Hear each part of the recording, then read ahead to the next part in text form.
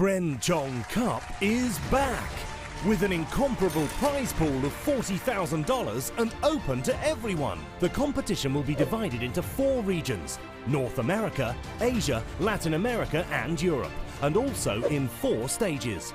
The second will be the regional group stage.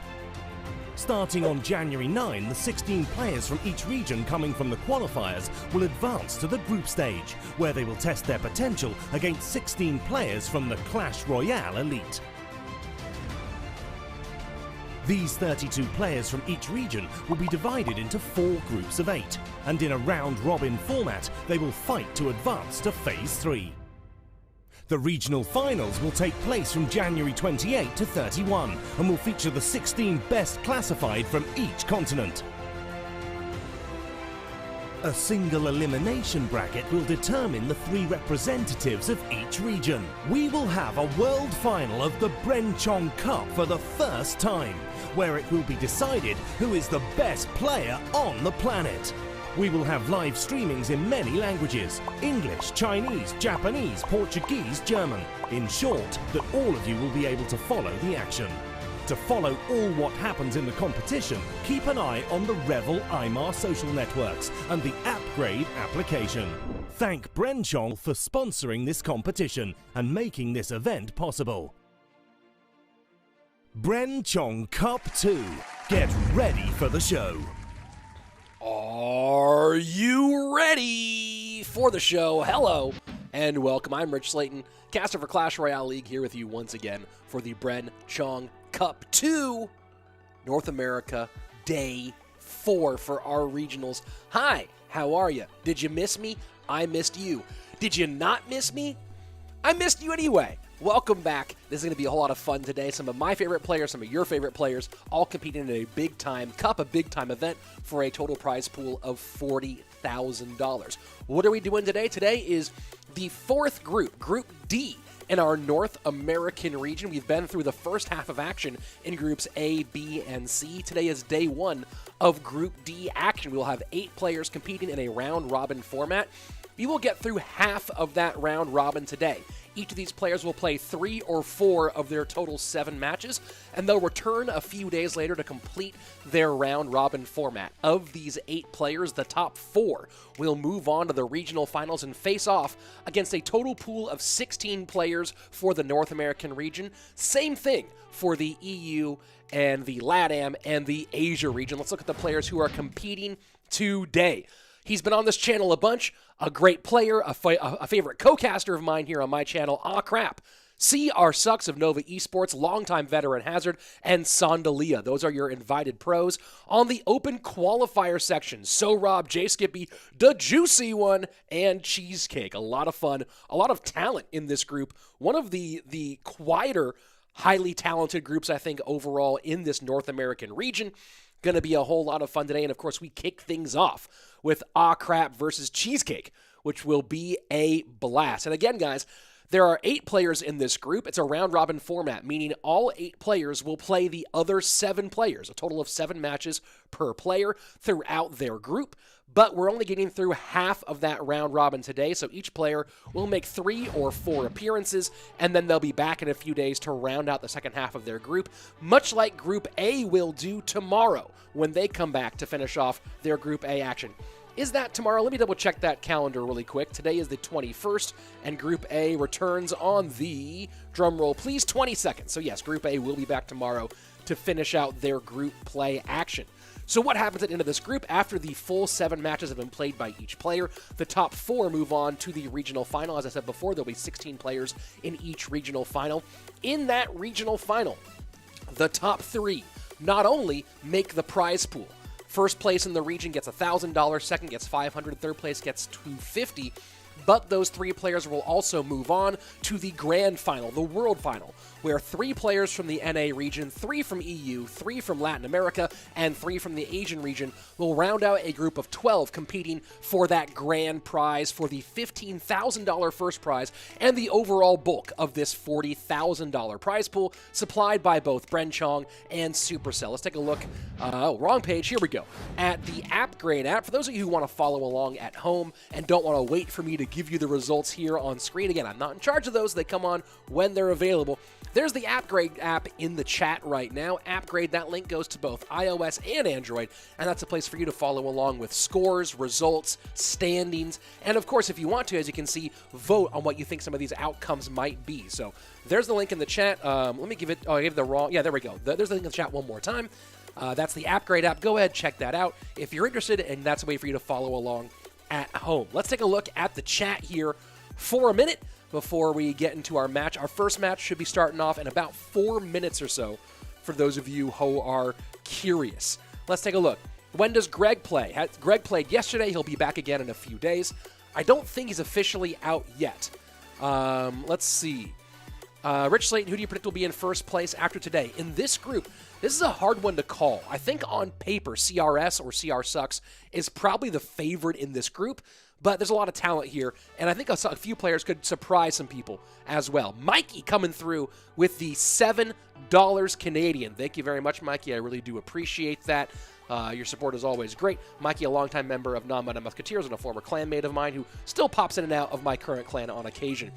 RG Beast asking, are you live on Twitch? No, we're just on YouTube. This is a YouTube exclusive, at least for now.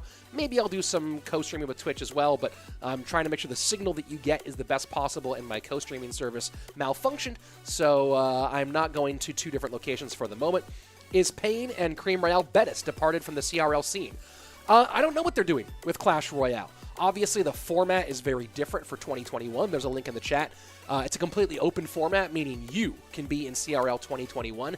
So a lot of orgs and sponsors are approaching it very differently. Some are still staying involved. We've already seen SK Gaming has announced that they are going to be re-upping contracts for both Morton and for OP Sam. I don't know what those contracts look like, if they're the same kind of contracts they had for CRL, but they're still staying in. Some orgs are not going to be involved anymore, so I'm really not sure what's happening from org by org.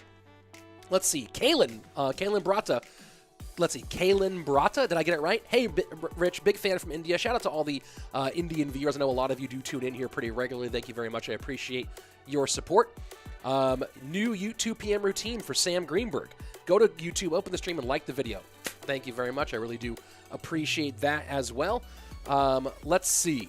Any other questions here that we should be addressing from this chat? Sandy, the OP and OG mod Sandy in the chat. Sandy has come with me from YouTube to Trovo to Twitch to everywhere. Sandy is super, super cool. So thank you very much to all the mods who are here as well. I think I saw Omotayo in here as well. So thank you very much to all the mods who help keep this chat super positive. And guys, that's the #1 rule of the chat. The most important rule of the chat, the Bill and Ted rule, be excellent to each other. That's the #1 rule here. So treat each other well and treat the players well, and let's all have a good time and enjoy some really great Clash Royale. And maybe sometimes some not so great Clash Royale, but Clash Royale played with a lot on the line, with a lot of people watching. We're streaming in multiple language. Literally thousands of people will be watching once these players actually begin and enter into the arena. Thousands across multiple languages for a lot of money. So a lot of pressure here in this as well. Lloyd Wright asking, do you think casting CR has made you a better player? Yes, but not as much better as I would have hoped. So, yeah, that's the answer. I have certainly gotten much better, but I wish I'd gotten much, much better rather than just much better. I'm unfortunate Greg isn't here today. Nope, but Greg will be back in a few days, so don't you worry.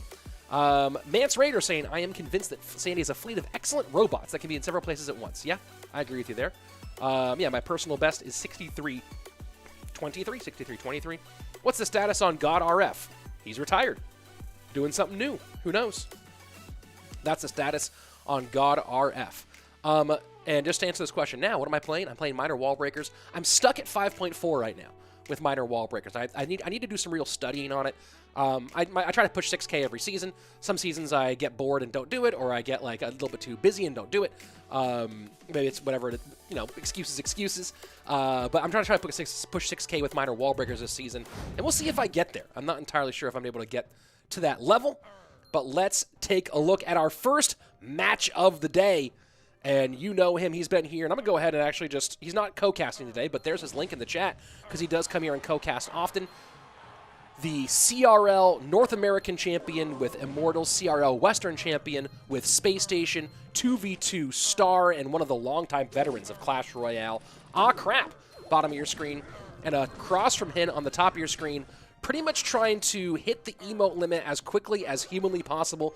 That would be Cheesecake, 7.8K, 78.74, his personal best, and a part of Rising Sun Esports, the Japanese-centered organization run by the brothers Sho and Kei out of Seattle. So a lot of people thought that Cheesecake was Japanese until it turned out that he was in the North American region for this, and then they were kind of surprised to see that Cheesecake is in here, and here we go. Looking like it's going to be Minor Loon for Ahcraaap, and looking like, nope, it's going to be Electro Giant here for Cheesecake. RGB saying, I watched Morton for half a month and got decent at minor wall breakers. Yeah, I just don't have that much time. That's the only challenging part here. AC played Cheesecake and GC on stream, almost lost with a good matchup, and then AC banned him. Oh, that's fun. Well, I do enjoy that. Let's see. My math teacher of the Juicy One is... The Juicy One is your math teacher? What? Really? That's crazy. I didn't know the Juicy One taught math. Is he old enough to be a teacher? I guess maybe he is. I thought the Juicy One was like a teenage, was like 18 or 19. Here we go. Cheesecake sets up Electro Giant in the left-hand lane. Managing the Musketeers is going to be the big key here for AC. It's going to be hard for him to break through. Ice Wiz, NATO, and... Well, see, I don't know if... I remember if he's running a building here, but Ice Wiz for sure going to make that balloon really difficult. It's going to be super hard for AC to work against this Electro Giant. So, good matchup here for Cheesecake. Lots of elixir advantage, that lightning. Oh, and the Miner comes out at the absolute worst time. You could almost call that a GG right now. AC doing his best to stay in the mix here, but that's a ton of damage in the right-hand lane. Lightning. And so, yeah, that's absolutely brutal. Absolutely brutal. Is Cheesecake new to competition? He's played some competitive, but not a ton of competitive. Sam Greenberg saying Cheesecake looks like he could take me in a fight. Not me. I'm much bigger than Cheesecake. 6 feet tall, about 230. Stacked, and I kick like a truck. Here we go. Electro Giant to the right-hand side, Musketeer down, Miner trying to work on defense. Snowball slows down, but does not get the Dark Prince. Miner will get away from the tower on the right-hand side. 989, though, and just the lightning being in here as well makes things so difficult for AC. This is a brutal, brutal matchup here in the first one, but now with a good push on the right-hand side, Miner goes into the outside corner of the tower, Balloon trying to get in, and the high bomb tower here working against the Electro Giant. The Balloon does connect here, and this Cheesecake pull it correctly. He does not pull it correctly. Does it get death damage? And it does. 520 remaining. If AC can defend this, and that's a huge, huge if, but if AC can defend this right here, he could win game number 1, and he goes to the outside corner. NATO out of cycle. AC goes to the outside corner anyway. Snowball does come through, and now down to 328. No big spell here for the North American CRL champion. So needs to find some other way to get that damage on tower. A little bit of log cycle here. Needs to get back to Miner. I'm going to start playing Miners like crazy. Does he vary the position? Yes, he goes to the inside. NATO does pull the Miner off, but that's good. You do want that NATO to be out of cycle. Log cycle right now comes back in on the right-hand lane. Final minute, triple elixir, and it looks like AC's got this one. Miner goes to the safe spot one more time, while the Ice Wiz goes to the back, and GG, well played. Ahcraaap comes out with a big-time win here against the man that he banned from his Twitch streams. Oh, I almost hit that last where I said screams. Is as it is. Let's see. Rich, you seem like a joyful guy always. Am I accurate? I'm generally pretty congenial. I have my moments when I rage, especially when playing against Golem. But I try to keep it pretty chill most of the time. Someone did comment on the YouTube video yesterday from this stream that it's not a good look when I'm, clapping back at chat on occasion. And it's like, I don't know what to do about it, man. There's too many instincts in me. I like to clap back when I need to. So, I'll throw some spice here and there, but generally try to keep these streams as positive as humanly possible. Let's see. No need to spam the same question. Yeah, guys, let's not, oh, that was the same question. Yeah, let's not spam questions, guys. I don't want to have to turn slow mode way back on. Right now it's on 15 seconds. I took it down from 20. But if we do see a bunch of spam, then I'm going to have to turn it back up again. So, let's take a look at the chat. I'm a potato, says Jenny Orr. Well, congratulations. Thank you for bringing starch into all of our lives. And darn you for what you did to Ireland in the 1800s. Man, you could have given them more food. But instead, totally devastated the country. So, negative on you there. Right? Or was that in the 1900s? I think it was 1800s. There you go. Hey, Rich, what's the best way to max out a deck? 2 ways there, Shadow. The best way, if you have the skill for it, and if you don't have the skill for it, then it's like not that reasonable why you should be pushing for it. But the best way for the skill for it is to grind grand challenges, right? Grinding grand challenges is the best bang for your buck. If you can consistently reach 8 wins, you're getting good return on your investment. And if, of course, you're getting 10, 11, 12 wins, you're getting great return on your investment. That's the #1 way to max out decks. And that's when you see a lot of the pros right now are grinding GCs because they are getting their new accounts ready for CRL 2021. The next best value there after that is the Pass Royale. Pass Royale, actually, if you complete all the things you can of Pass Royale, you actually get a ton of value. And when I say complete all the things, of course, meaning completing Trophy Road, of course, making sure you're using that chest queue, but also making sure you complete every single challenge to its all the way through, using the fact that you can redo challenges. That's actually really, really important. How do you max out free-to-play? Get into a good clan, take advantage of the gems that you are able to earn, and focus on maxing just one deck. If your clan's not doing Clan Wars 2, by the way, and you're trying to max out your deck, your clan's messing you up. So I know that not everyone loves Clan Wars 2, but if you're free-to-play and you're trying to get maxed out, your clan needs to be really pushing Clan Wars 2 every single time. Why are they making new accounts? Well, because some players, if you don't know, had accounts that might have been not viable for background checks. Let's put it that way. And let's see. Flying Machine connects on the right-hand side, and another big, big opening here for AC. Hunter goes to the right-hand side. But first minute, 40 away, and Ahcraaap way ahead on Cheesecake at the moment.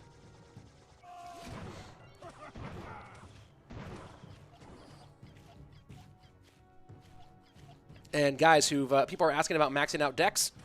I've given the answer. There are lots of pieces of advice for how to max out your decks.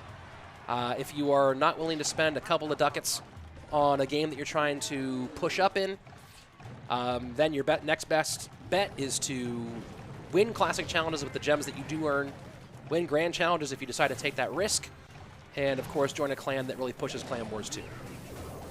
But if, again, if you're looking to do CRL 2021 and think you have a good shot at winning some prize money, I'd suggest investing a little bit in yourself. Here we go. Flying Machine to the right-hand side. Fisherman working on the Zappies in the left-hand lane. Giant Skeleton does pick things up. Cheesecake has a pretty healthy push building here. Royal Giant, Giant Skeleton, EQ comes in on the cage. Zappy's trying to help. The one thing here for Cheesecake is he has really no spell methodology for getting these troops off the board. Pig split in the middle. That's going to be good pressure in both lanes. And smart move here from AC to open up both options. Now he can put a lot of pressure on that left-hand lane when Cheesecake does try to double down on the right-hand side. Hunter should get stopped pretty easily here. And a nice Electro Spirit out of AC to keep the Zappies from taking a shot. That's really, really valuable for him. And now when the Giant Skeleton goes to the right, AC goes 3-1 split with support on the left-hand side. Fireball comes in. Flying Machine working on the Giant Skeleton. Mark of the Beast on the left-hand side for Cheesecake's tower. But I think this is going to be enough here for AC to hold on for the victory. We'll see. That's a good Electro Spirit. Again, the Electro Spirit use from AC has been absolutely key in this matchup thus far. Royal Giant to the right, so immediately Piggies come out to the left. High Cage for the former Immortals turn, Space Station turn. Who knows what's next player? That's a GG. That's a well played. AC starts off the day 2-0. That's a whole lot of fun, guys. And guys, I will answer more questions in between matches. Or if there's some quiet matches with not much going on, but I'm going to do my best to stay focused on the casting during the actual gameplay. And look at that victory pick from AC. Let's go. That's a fun one. So Josh does take the win in game number 1. GG, well played. Applause all around for my sometimes co-caster here on some of these events. Let's see. Let's take a look at some of the chat here. I know there were some questions people were asking. If you do want the Spanish stream, there's the link for this event on Espanol. Should do the Pass Royale. Yeah, Pass Royale is is such a huge value. And if you're trying to max out just like one deck in particular, if you're just trying to get one deck that you can one trick on ladder, Pass Royale is a really, really good bang for your buck for doing it. And again, if you have the talent, the better bang for your buck, though, is to buy some gems and grind some GCs, because that's the best return on investment by far. But Pass Royale really gives you a lot of return on investment, though. The ROI is pretty huge there. Let's see, is AC on channel today? Yes, but not how you normally see it. He is playing today, which is pretty good. Do I know Surtags? Do I know I know Surtag. Yeah. Cool. Let's see. Will top 1,000 player ladder playoffs be capped at level 9? After you make top 1,000 ladder, after that, it's all tournament standard. So top 1,000 ladder is top 1,000. You have to make top 1,000 ladder to make CRL this season. But then once you do, that's going to be all tournament standard. Here we go. DaJuicyOne, formerly who's I think known pretty well for LoL, if I remember correctly.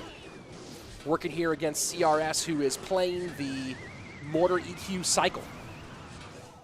Hi, Vishal. Thanks for joining. A lot of people here joining out. Where can I see it in Spanish? Charlie, as I said, there it is in Espanol. Go enjoy it in Spanish. It's on Twitch. Have I ever competed professionally? No. I'm just a caster. I've been casting professionally for this game for going on 4 years now. So there we go. So CRS against DaJuicyOne. Both these guys certainly experienced. CRS, of course, playing with Nova Esports this last year, is a CRL Eastern champion with Nova Esports, which is pretty cool. Not a lot of people can say that unless you're on, of course, Nova, because they won so many regional championships in CRL over the last few years. CRS has been grinding his way up through the game for a while. 8.2K. Personal best on ladder, 82.66, almost 8.3 for him. But spent some time in No-Tilt League, played in RPL back in 2018 with Sandstorm. So CRS has been around for a while. And has been pretty darn good for a while. No questions about that. And let's see, I think DaJuicyOne is playing, oh yeah, he's playing on that weird mini account. A lot of damage on the left-hand side, 694 to 597, but that mortar will get a lock, so now Juicy has to go in and pressure that left-hand side. Baby Dragon gets picked up nicely by the Knight. Good King Tower activation as well. I don't think that this works out well. Oh, there we go. Fireball gets in, but a great mortar to pick up the Baby Dragon from CrSux. He's doing a good job. The question is, how hard will he hold on here? 474, Miner and Fireball, the two best ways to get on tower, and the two only ways really right now to create legitimate offense. Miner goes to the back, Skeletons get the easy pickup, and Fireball not in hand for DaJuicyOne to get the Skeletons out of the way. If he had the Fireball there, he could have won that one right there or gotten the tower down, at least maybe not won that one, but unfortunately for him, didn't have it. CrSux takes game number 1 in this best of 3.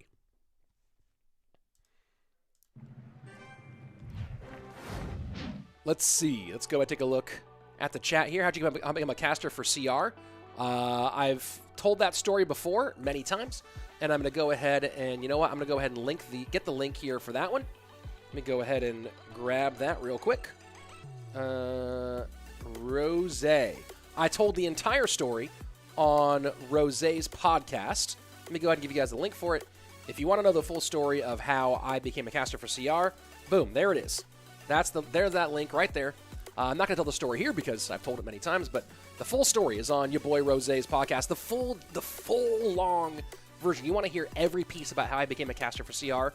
Boom, it's right there at that link on your boy Rose, on Rose's YouTube channel. So there you go. What are your thoughts about the Clash Royale underdogs? What does that mean, Plum Boy? That's kind of a broad question. What do you mean when you say, what are your thoughts about the Clash Royale underdogs? By the way, guys, if you haven't yet, go ahead and subscribe to the channel. There's a link in the chat.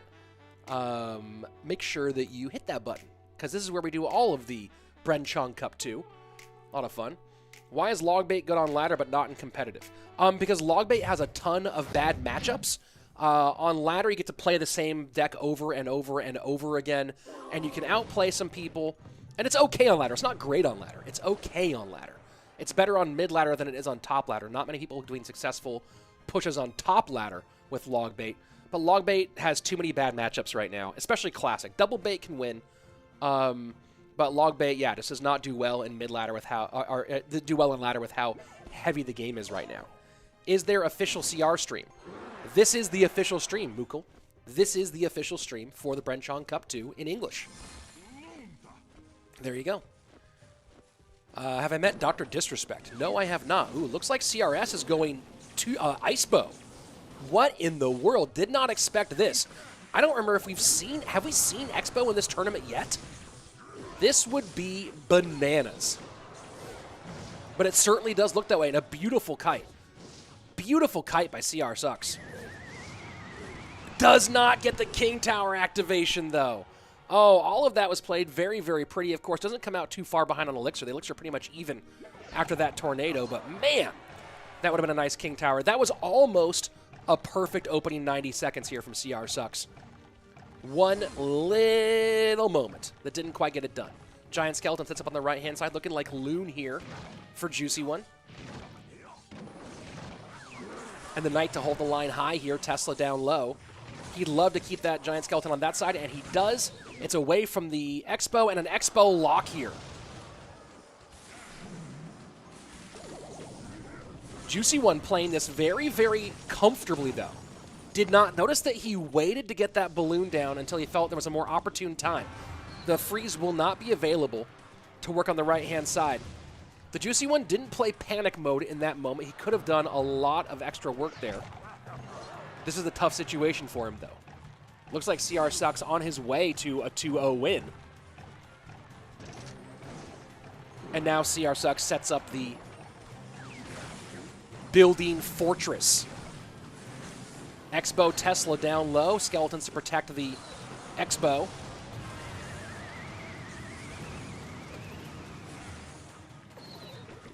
And a little ahead on Elixir right now is DaJuicyOne. Let's see if he can make any advantage of that. It's going to be really hard, though, to break through. Especially that he gave up that one connection down so much. He needs to get something significant on tower. Whether it's a giant skeleton bomb, which will almost assuredly never happen, or a balloon, which will be difficult to make happen. He needs to get something on tower in order to win this game. Going to drop the Lumberjack low. Good choice on the Lumberjack here. He should be back to a giant skeleton pretty quickly, and there he goes. Good sequencing here by DaJuicyOne, but now the city gets built by CRS. On both sides here, the gameplay is actually pretty excellent. That tornado not quite giving the Baby Dragon activation is the only mark here, but you know that was more of an unfortunate happenstance, it feels like. This is going to be a rough moment here for DaJuicyOne. This Expo will probably get a connection, and it does. So basically now DaJuicyOne is recognizing the situation, trying to see if he can go all in and steal this one back. Freeze is in, but Nada will take care of that. A good barb barrel to work on the Ice Whiz. This balloon might get close enough to... No, it does not. A minute 12 remaining, and the balloon does not connect. The DaJuicyOne, though, does have the 2 Elixir advantage. Let's see. Lumberjack to the right-hand side, behind the giant skeleton, and now the balloon. What does the DaJuicyOne do? Does he NATO this in? He does not, and that would have been a lot of extra expenditure. And now you see CrSux just trying to slow down a little bit. Good giant skeleton into that right-hand lane. Lumberjack behind. This is the DaJuicyOne's best opportunity right here. NATO's all of that right into the Baby Dragon. Barb Barrel to help. Can this giant skeleton get anywhere? No, it's going to die right there at the bridge.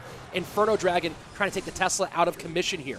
Lumberjack Balloon. Final 25 seconds. Is this the one that can do it? CrSux playing a pretty pristine game here, showing why people hate Expo so much. And the Inferno Dragon just barely doesn't get that Tesla all the way down. 8:26 remaining. Going to have to Lumberjack here. Nope, giant skeleton to block. That's going to be it. GG. Well played. And if you want to know if Icebo can still win games, well, there you have it. When you get a matchup like this one, that's it. CrSux takes his first match of the day. All right, let's take a look at the chat here for a minute. Is this bad matchup for the DaJuicyOne? In my opinion, that's a pretty bad matchup for the DaJuicyOne. Mario Escobar.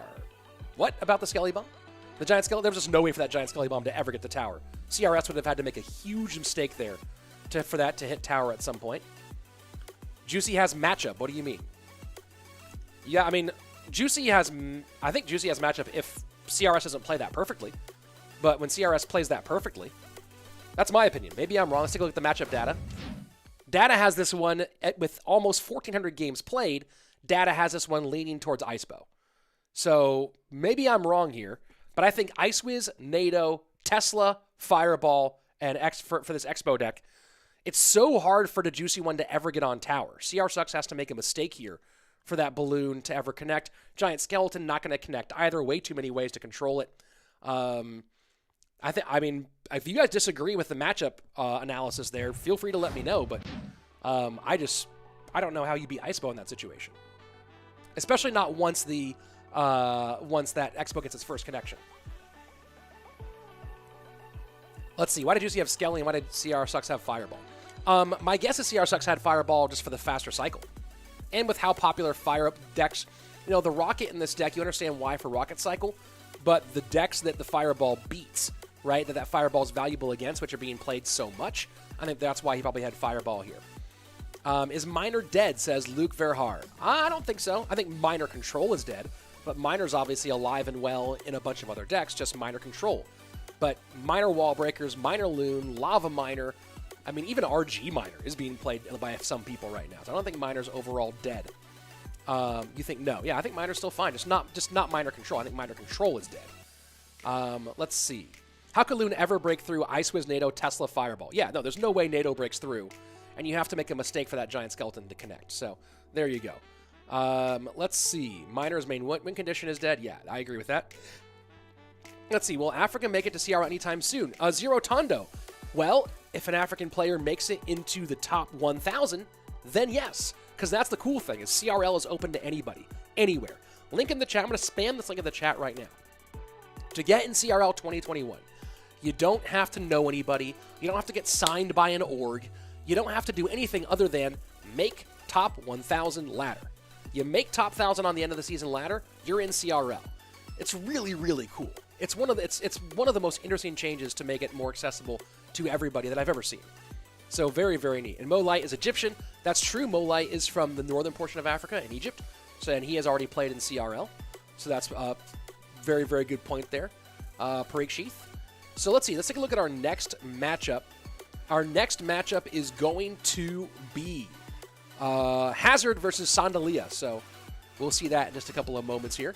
Very excited for Hazard to play some competitive Clash. Haven't seen him in competition in a little while. Let's go ahead and jump on into game number 1.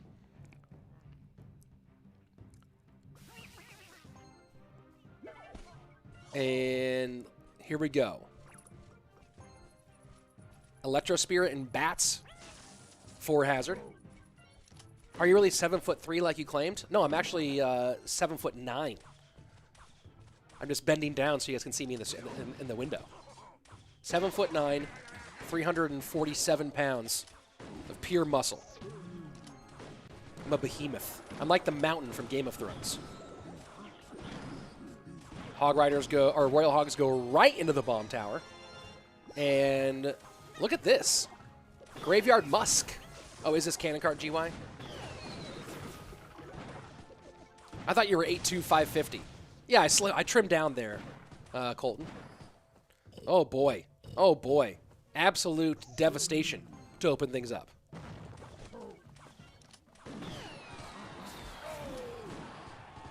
What's better value, 9 wins in a CC or 11 wins in the global tournament bonus rewards? Not entirely sure there, Ghost. I've never done the math on that. 2-2-4 on the right-hand side remaining for Hazard, who, of course, has spent a long time in competitive Clash Royale. Played for 3 seasons in CRL with Energy, starting in the CRL North American region in 2018 and continuing with Energy throughout CRL in 2020, or in 2019.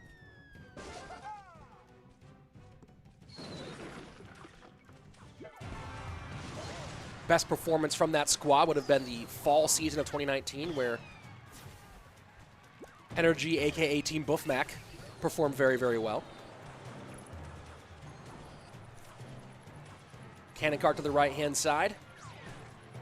And Hazard trying to find some way through this, but bomb tower for the pigs, arrows and snowball for all the small stuff. Very difficult here for Hazard to do much of anything.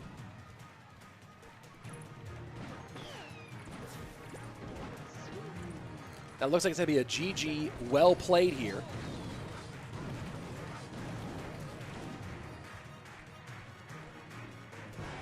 And not exactly sure why the Peruvian Sandalia is playing in North American region. You know what? I'm wondering if he, like many players, lives in the U.S. but is of Peruvian descent. You know, there's a lot of players here who you know as players from the LATAM region, but they actually live in the U.S., Mini Minter being one of them, who's also playing in the North American region. So maybe that's the answer here. I don't exactly know what the answer is for that one. Graveyard for you. You either have poison or you don't. I don't believe that Graveyard, you need poison to counter Graveyard. I don't think that's accurate anymore. There are a lot of other ways to counter Graveyard, just not with that particular matchup. By underdogs, I mean those people who are still not in the spotlight, but they play well and don't have many fans, those hidden stars. Well, Plum Boy, CRL 2021 gives those underdogs a chance. This is the year when anybody can make it into CRL. I know, I think my voice just popped in a bit when I moved the mic there. This is the year when anybody can be in CRL. That means you. So go ahead and do it. Why is it called Bren Chong? Because he's the main sponsor of the event.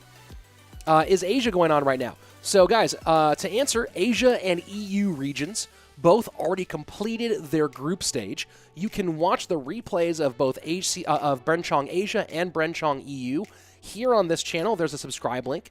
But all of those, the group stage has been played. The 32 players from each of those regions have been cut down in half to 16. Those 16 qualifiers will play in the regional finals in about 5 days after we complete this run for the NA and LATAM regionals, which we are or LATAM group stage, which we're currently looking at. Looking like it's going to be Electro Giant here from Sandalia, double bait for Hazard. So those of you who want to see some bait here, it looks like that's the direction Hazard's going in. What's AC's record? Rupin, AC is 2-0. Or 1-0. 2-0 in games, 1-0 in match play. And welcome back, Rupin. And by the way, you didn't get banned, you got timed out for the spam. But welcome back, happy to see you.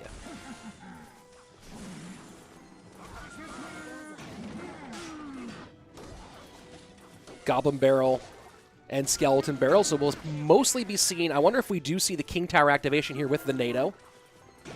Two easy ways to do it, so let's see how much Hazard keeps the Goblin Barrel on the outside, and if Sandalia goes for the pull the Skeleton Barrel into the middle. So there you go. Safe spot here for Hazard. He'll keep on doing that for a while, especially I think in the earlier moments of this gameplay. Welcome Sweep, who is also participating in the North American region for this event. One of the top players out of Canada, and number 4 in the world for CRL. Elliot Krantz. Oh, talking to Sweep there. I thought he was talking to me. What's your favorite troop by appearance? Asked TFM. My answer to all of these things is always the Ice Golem. Dark Goblin low, Skeletons high, as the first 2 minutes of gameplay have passed away. And now you see Hazard going right up front, and Sandalia has just been sitting on that Tornado the entire time. He had to make an adjustment at some point. We are in double elixir now. There you go. Someone asked in the chat, has B-Rad retired? B-Rad no longer plays competitively, but is still making a ton of content. Of course, we'll see if he does make top 1,000 ladder, whether or not he chooses to play in the new version of CRL, which I suspect a lot of pros who maybe have stepped away from competitive competition might still play CRL 2021 just because it's such a lesser commitment than previous CRL was. You don't have to move anywhere, join a team house, you're not giving up, 10 weeks of your life at a time. It's a very different level of commitment, so I think it's going to open, maybe some pros who you thought were done might not be.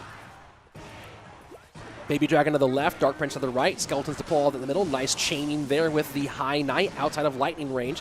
Skeleton Barrel to the left here for Hazard. Goblin Barrel goes to the back this time, and that's going to be an easy bar barrel pickup as a skeleton barrel goes high. And this is not Igor, by the way. I think someone said Hazard. Igor's Twitter account is Hazard003, I think it is.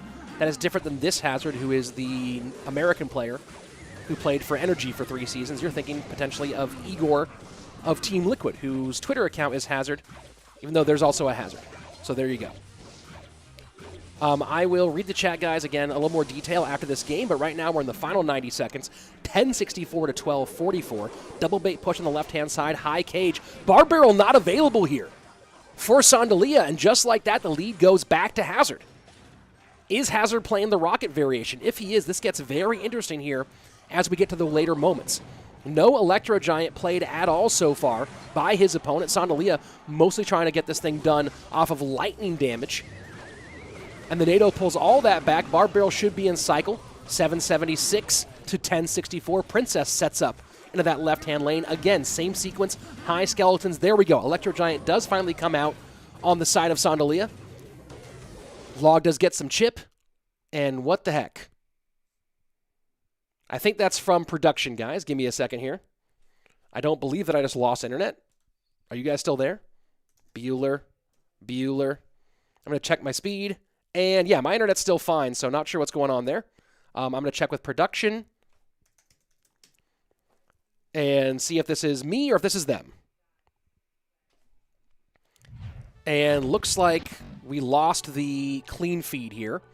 Let me go ahead and try to reload it and see what the heck happened. I'm going to try to reload the clean feed right now. I know they were having trouble with it earlier, so I'm going to go ahead and get that up at the moment.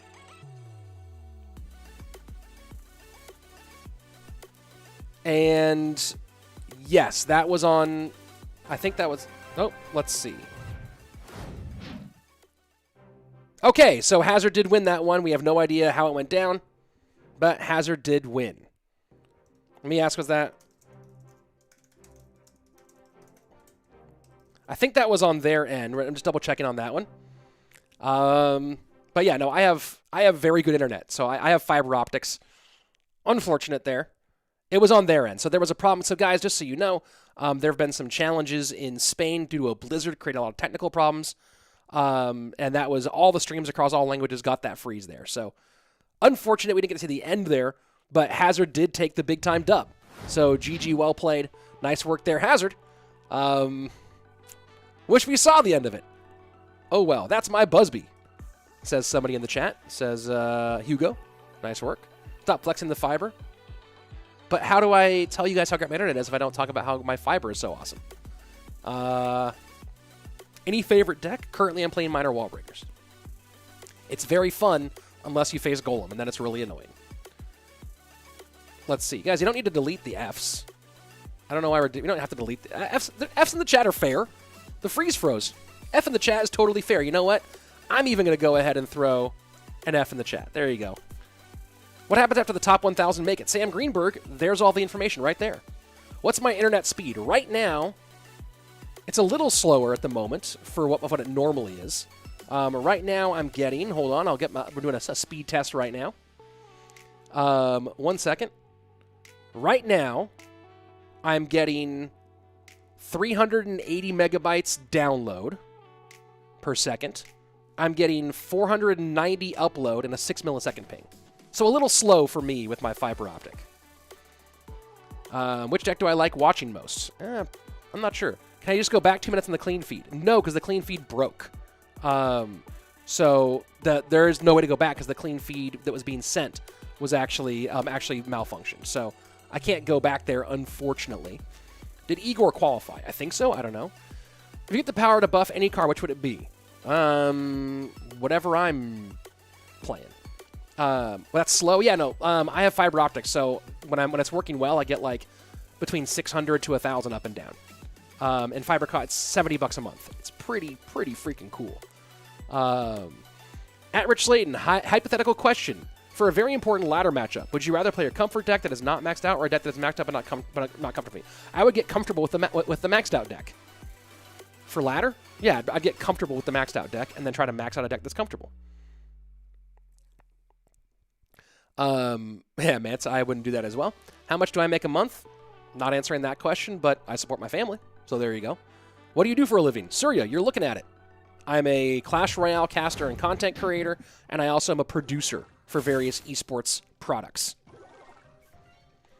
Do I think buffing minor and nerfing wall breakers will keep minor wall breakers alive while bringing minor control back? I don't know. I think that if minor gets buffed, it has to also lose HP, though. If you buff minor, you have to buff damage and lose HP to bring minor control back. And I think that, honestly, it's a hard answer. The question is it better to have a bunch of interesting decks like Minor Loon, Lava Miner, and Minor Wall Breakers that are more varied, or is it better to have one minor control deck, right? That's sort of the interesting question here. Rich, only this season? No, guys, you can qualify for CRL all year. There are 8 months starting with the end of this ladder season. The first 8 seasons of ladder are all open qualifiers for CRL. And then once we get through those 8 seasons, people who make the top qualifiers will be invited to World Finals end of the year. But all the information on CRL 2021 is right there in the chat. And you know what I'm going to do, actually? I'm going to go ahead and add that information to the description of this video as well, so that you can get all that info in the description if you need to get it, if you're trying to find out more about it. So if you don't see it in the chat, oh no, that's not what I wanted. If you don't see it in the chat, then you can see it in the description for this video. So there's all your CRL 2021 information. Go ahead and get it. Here we go. And it looks like it's going to be, oh, Hog EQ. For a second, I thought it was going to be 2.6 with Electro Spirit. Royal Giant to the right-hand side. And goes Bar Barrel here. Nice Bar Barrel in front of the Skeletons. Royal Giant should get one shot, and it does.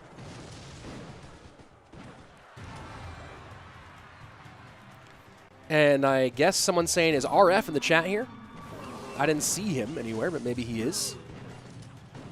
I see some people saying RF, so maybe that's the case.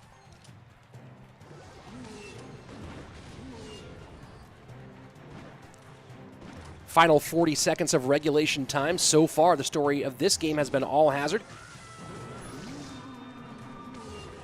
And yeah, you guys, I do see some glitches in the streams here. I'm sure that they're working their best at production, trying to get that handled. But again, there's been a lot of technical issues in Spain, which is where the production is housed because of inclement weather. What is top 1,000? Like 7,000 trophies? Depends on the season. Top 1,000 might vary season by season. Good game being called here by Sandalia. Hazard going to go ahead and just spell cycle this one out. A very inexpensive version of Hog EQ out of the American, and he takes the win 2-1 in his opening match of this group stage pool play.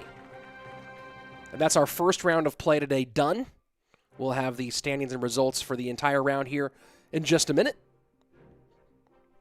But so far, the CRL pros have had a pretty good day from top to bottom. We'll have all that information out so far. But AC, I believe CrSux beat DaJuicyOne, right? And Hazard. So good play. Yeah, he did. So there you go. What games do you cast / organize besides Clash Royale? Niels, good question. I've cast a few other games, Apex Legends a little bit, World Golf Tour, which is a browser-based golf game. I've been hired to cast a bit. And I do a lot of production work on a wide variety of titles to produce, esports and other content-based events. So it's not Sandalia, it's Sandalia. No one's ever given me a pronunciation guide on his name, so there you go. AC and Hazard both won. Yeah, there we are. What's my age, Rich Slaton? I'm 36. That's my age, so there you go. What do you think about Hog buff? Hog, in my opinion, Hog Rider, in my opinion, is essentially perfectly balanced right now. It's not too strong. It's not too weak. I don't see any reason for a Hog buff or nerf at this moment. It's because he's an Astros fan. Who's an Astros fan? I'm not an Astros fan. Who's an Astros fan here? Who would ever be a Houston Astros fan? Go and bang on some trash cans there. I'll take a stand on that one. 36 looks good on you. Thank you very much, Lewis. I'm doing all right. Nerf E-Golem. Yeet E-Golem. How much is your rent? Weird questions from you guys today. Very strange questions from you guys today. Rich, you look 25. Oh, well, thank you. If you saw pictures of me at 25, you wouldn't say that, but Thank you very much. I do appreciate that. Should Miner be buffed? Maybe. Thoughts on 3 Musk? Separate it from Musketeer and buff it individually. Or balance it individually. Who plays now? Next up is going to be AC and Sandalia. Is that how you do it right? I'm attempting the Rich Slaton band speedrun. Golem is skillful. Nice work there, Jax. What's your favorite music artist song? Right now, I listen to Run the Jewels the most. Oh, Sandalia was running an Astros cap. Well, then I'm glad he lost. Anybody who supports the Astros, I support you losing. There you go. How's Mini Slaton? Hope all is well. He's doing very well indeed. We should have our first round results up here pretty soon. Mr. Pradhan, hello, good to see you. Do you watch the AUDL, Jack the Black? Not only do I watch the AUDL, I've been a season ticket holder for the Los Angeles Aviators for years, and now that I live in Austin, I'll be getting season tickets to the Austin Soul, as well as Austin FC when the MLS is back. So that'll be pretty cool. Oh, thank you for the subscribe. And guys, I do appreciate all the support here. You don't need to all remind everybody, but I do really appreciate that. But yes, go ahead, subscribe to the channel. I really would appreciate that. Here we go. So I guess I don't know what I guess there's going to be some off-stream matches. Let me find out what the off-stream matches are today. The off-stream matches today are oh, that's interesting. So mostly CRS's matches because he's at school trying to play here. So that's unfortunate. But now we're going to be going to DaJuicyOne versus Cheesecake. So I guess we're going to wait for AC and Sandalia because Sandalia just had to play 2 matches in the first round alone. A lot of weird questions today, that's for sure. Would you be doing any stand-up in Austin? Once I think it's, the proper environment for doing stand-up again.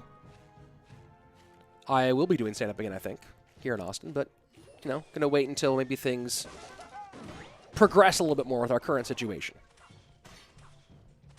Rich, do you let your kid play CR? No, my kid is 2. I don't let him play video games at all. I barely let him watch TV. There's a show called Stinky and Dirty. It's on Amazon. It's about a garbage truck and a skid steer loader that solve problems using STEM concepts. That he watches, and a little bit of Daniel Tiger, but very little.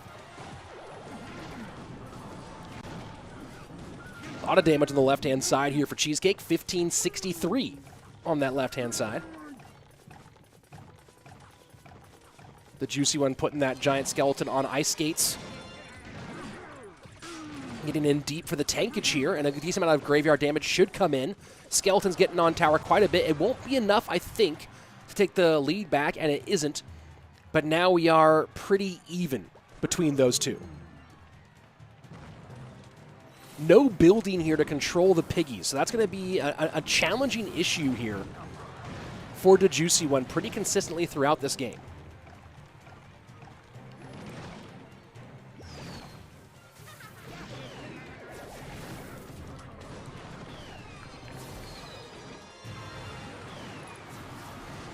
Graveyard poison into the left-hand side.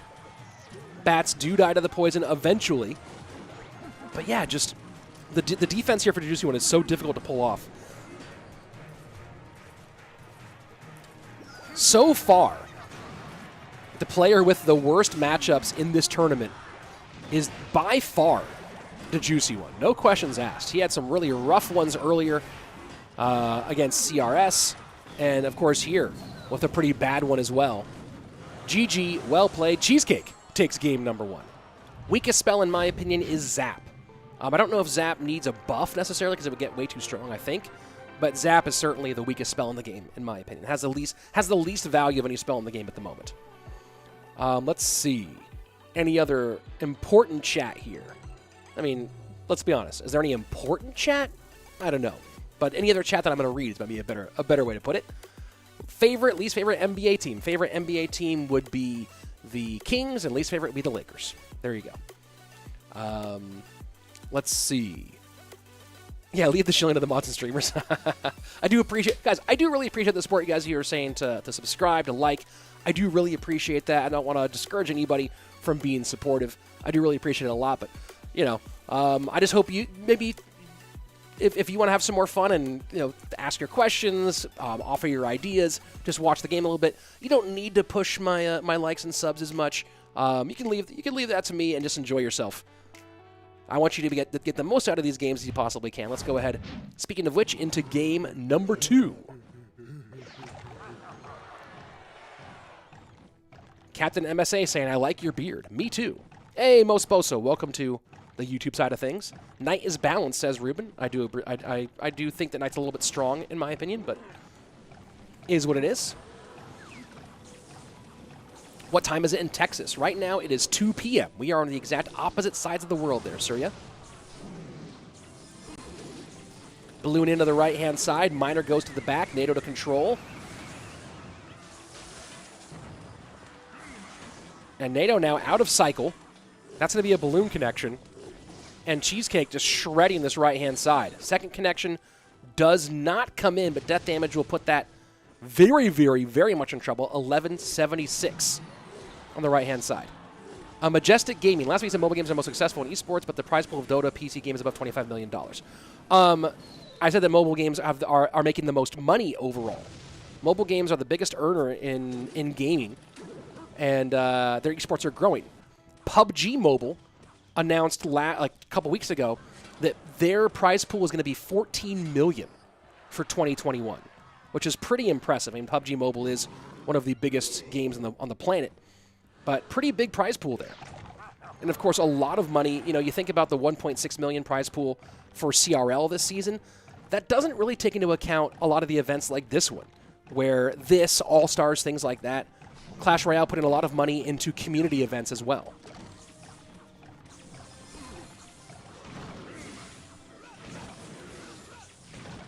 Giant Skeleton into enemy territory. Is the NATO available? And NATO pulls things back. Miner doesn't go to the Ice Whiz here. Zap takes care of business. There's a valuable Zap. And that's going to be a real rough one here for the DaJuicyOne once more.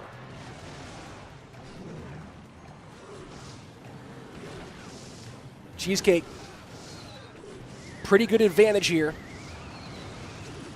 And despite his best efforts, it's looking pretty dire right now for the DaJuicyOne.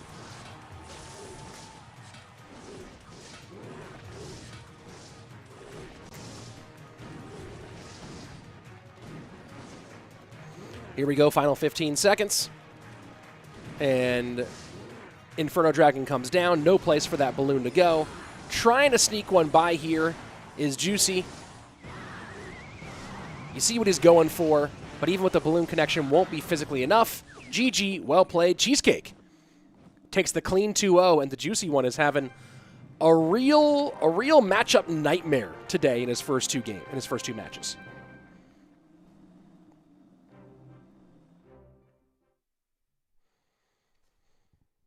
And GG Cheesecake. What's the meme in the mobile gamers community? Let's see. Yeah, mobile gaming makes a ton of money, and mobile esports has a very bright future overall. This is gonna be a big growth year for mobile esports. On the back of a few things. Jorge Lopez, what did I do? Hold on one second. I'm wondering. I'm very curious here. Let's see. I already saw you like my beard. Yeah, I mean, look, Dota might have a bigger prize pool, but the long-term upside for mobile esports, I think, is very, very, very high. What's my PB? 63-23. When Dr. Disrespect. Oh yeah, the Dr. Disrespect stuff. Yeah, he's just trolling. He's a troller. DaJuicyOne does seem to have a very bad day. Yep, absolutely. My favorite baseball team, the Oakland A's. My favorite baseball team. Used to go to games a lot when I lived in Northern California. Who do I think will win MVP in the NBA? No idea. I'm not watching the NBA that close. Would you cast a game that you don't even play? If I was hired to cast a game that I didn't play, I would make sure I had enough lead time to get in at least enough play time to understand the game pretty well. So, for example, in 2019, I was hired on to cast one day of match play in Clash of Clans by ESL. Actually partnered with my former CRL co-caster Paul Toddkill over there for that one. And I hadn't played Clash of Clans in a long time, so, you know, the event was about 2 weeks out, and I spent, you know, a good number of hours playing enough Clash of Clans that I at least was able to say the correct things and let Paul say more of the, get more into the weeds and get more of the details of the gameplay. Will the A's make the playoffs this year? No idea. Who do I think is the best CR player of each region? We'll find out maybe in this event. Where in NorCal? You're from Davis, Sam Greenberg. I grew up in Carmichael, a suburb of Sacramento. I've been to Davis many times. Least favorite baseball game? I don't even know what that means. That's a weird question. Red shirt means he supports the red team. Yeah, fair enough, Expo. Curry is not winning, maybe. I'm from California, Giants all the way. Your dating was proposed to by Will Clark. I guess it didn't work out when you say was proposed to. Let's see. Favorite Clash of Clans caster? I don't watch enough Clash of Clans to have an opinion on that one. Best way to deal with Mega Knight? Throw your phone against the wall. How do you feel about Snell and Darvish of the Padres? No strong opinion whatsoever. Thoughts on a Hunter nerf? It might be able to use one. How many languages do you know? One, and then some random words in other languages here and there. You like the Mariners. Congratulations, Elliot Krantz. I hope that we do better than you do. What's going back to Montana this summer? Hopefully. We'll see what happens. Ollie's favorite baseball team?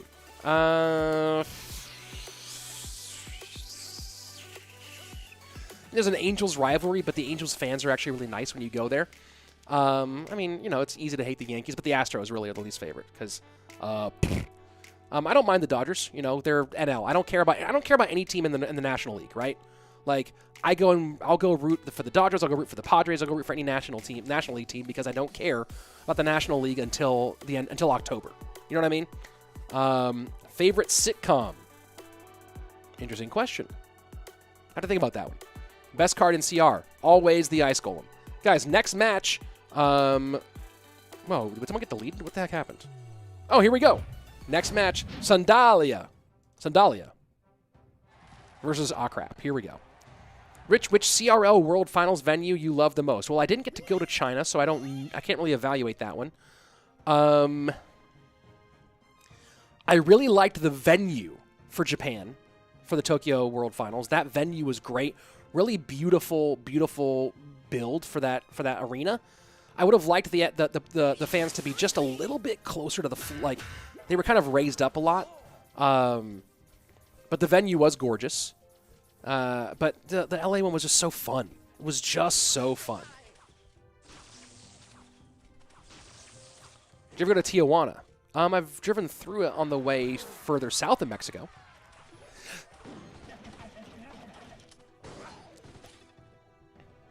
So looking like Royal Giant maybe for Sandy. That's what we'll call Sandalia. Sandalia. That's what we'll call him, Sandy. And AC here setting up with the Musketeer in the back. Do I like mathematics? I mean, I think my GPA, I think I have a B average in mathematics. But I guess it's not that important then. I'm scrolling back here to see. Yeah, I don't think I ever got an answer there. Oh, there's some lag. Yeah, it's unfortunately we're dealing with some production issues coming out of Spain. My fiber is great. My internet is fine. This is being sent overseas from production in Spain. Oh, let's see. I'm not having any troubles on my side. Wait. I'm having no issues on my side. Are you guys having trouble with the stream?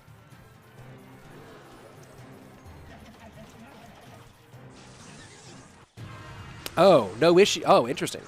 Yeah, let's see. I'm getting 640 megabytes down and about 800 megabytes upload. So, not sure what's going on. And it's still my 6 millisecond ping, so not really sure what's happening.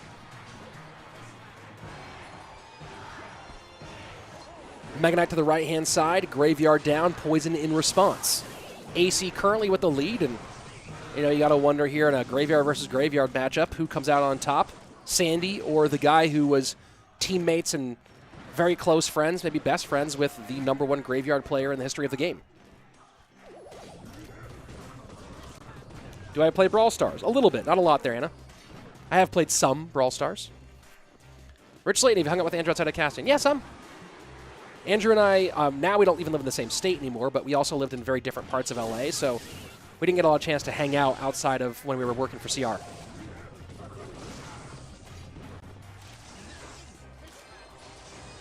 Graveyard into the right-hand side. Final minute 20 seconds approaching.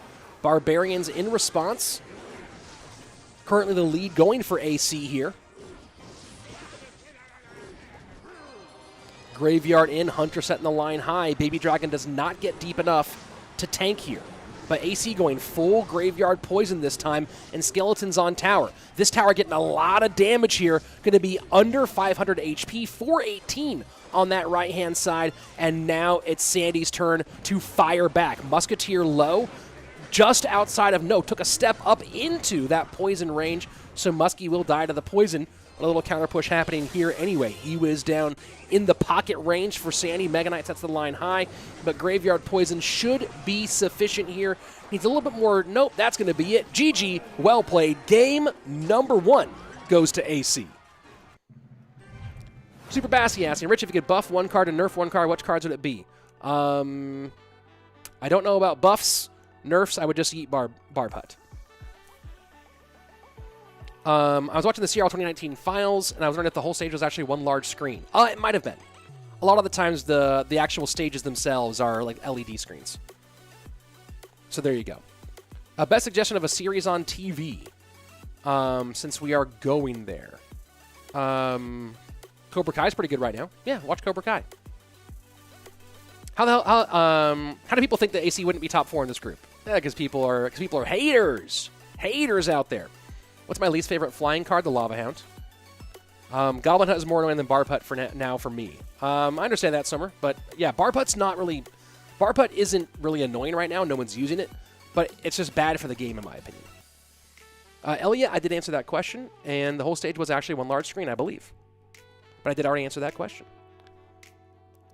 Hey, Rich, are you in any other Supercell esports? I don't really follow other Supercell esports. Something I am working on, developing. I can't give you any information yet, but something, if you've been following me when it comes to content creating for a long time, especially if you were following a couple years ago, something very cool, not in the Clash Royale world, is going to be, looks like it's coming to, going to be coming around in 2021. That's the most I can tell you. But yeah, something very cool coming in 2021. And if you know my history as a content creator, I'm very excited about it. Let's see. How to get confident like you in speech? Do a lot of it. That's about it. You know, some people just don't like public speaking, but doing a lot of it is the best way. Is Team Liquid going to be in CRL 2021? No idea. No idea. I hope it's Diablo. No, I'm talking about something in the Supercell universe. Coming this year. How did you and Andrew meet? CRL. Favorite thing to do in your free time? Disc golf. Let's see. Oh, guys, so this was actually fun. Let me go ahead and check right now. I've been playing a little bit of chess on chess.com. I'm learning on chess.com right now. I'm okay. I'm not great. But it's fun, especially now that you're, with all the speed chess modes and stuff like that. I'm playing a lot of 3-2. A little bit of some 5-minute games, some 10-minute games. But I played someone today whose name was, on chess.com, their name was Pekka79. And not only that, they're Norwegian, not Finnish. I played someone called Pekka79, so I sent them a message seeing if they play Clash Royale as well. Haven't heard back yet. Do you think before you speak, or do you speak before you think? Kevel, that's a good question. My upload-download time, not only is my internet great, but my latency when it comes to speaking is also pretty darn good. So it depends on the situation, of course. In some situations, I will actually think before I speak. But right now, at this exact moment, I'm just letting it flow. I've gotten good enough, though, that my filter over time is able to, again, like my buffering for public speaking is pretty darn quick. Oh, but the cannon cart connects on the right-hand side.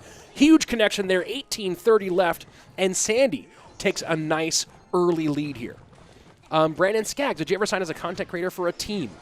It depends on what that meant, but I'd be open to the idea. But I am a part of AMG, Aftershock Media Group, the company founded by both Ash and Powerbang, and I am both a represented by them as talent, and I'm also on a part of the company as the production manager there. So, you know, that's kind of my first home, and if there was a relationship that also worked with AMG, I'd be open to it, but I'm with AMG.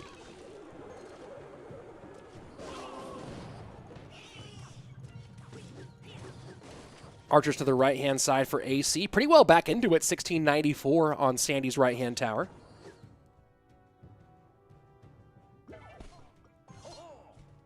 Knight sets up to the right-hand side for AC. What an interesting bait variation to be played by Sandy in this situation. I guess Cannon Cart's really strong right now. You don't see Rascals very much these days. Skeletons high, Archers low, Bomb Tower in the middle. And does have a bit of a counter push here despite spending quite a lot. Rocket comes out. So that's a -2 trade here for Sandy. He needed that rocket to make sure he didn't give up tower damage here. I guess maybe that was a snowball because of the cycle not being perfect there for AC.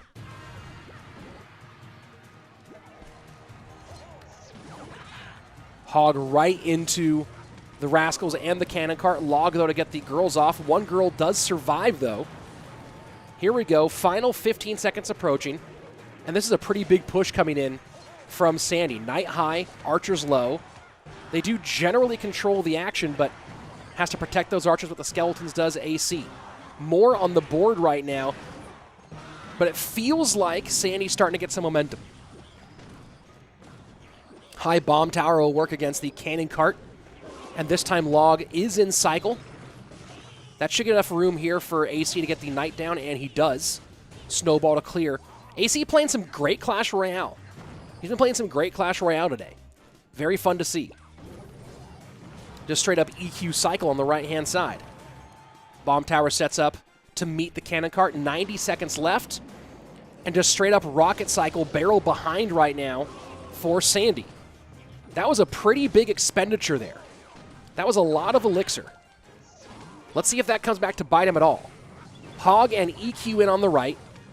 That snowball does not make enough room. Maybe a bit hasty there with the snowball, and now no Log to respond to these goblins. Skeletons high, Archers low, does hold on, 825 to 626. EQ Log does beat out Rocket, but probably wants to get one more Hog shot. And the Hog, will it connect? No, it doesn't. 490, 422.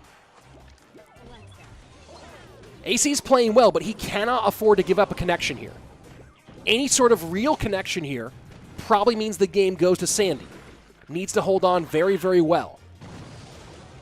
Skeletons down low, Archers up high, Snowball trying to break through here, Bomb Tower high. Gonna need to have the Log ready here as AC. Does take care of the Goblins. 422 left, look at that, 777.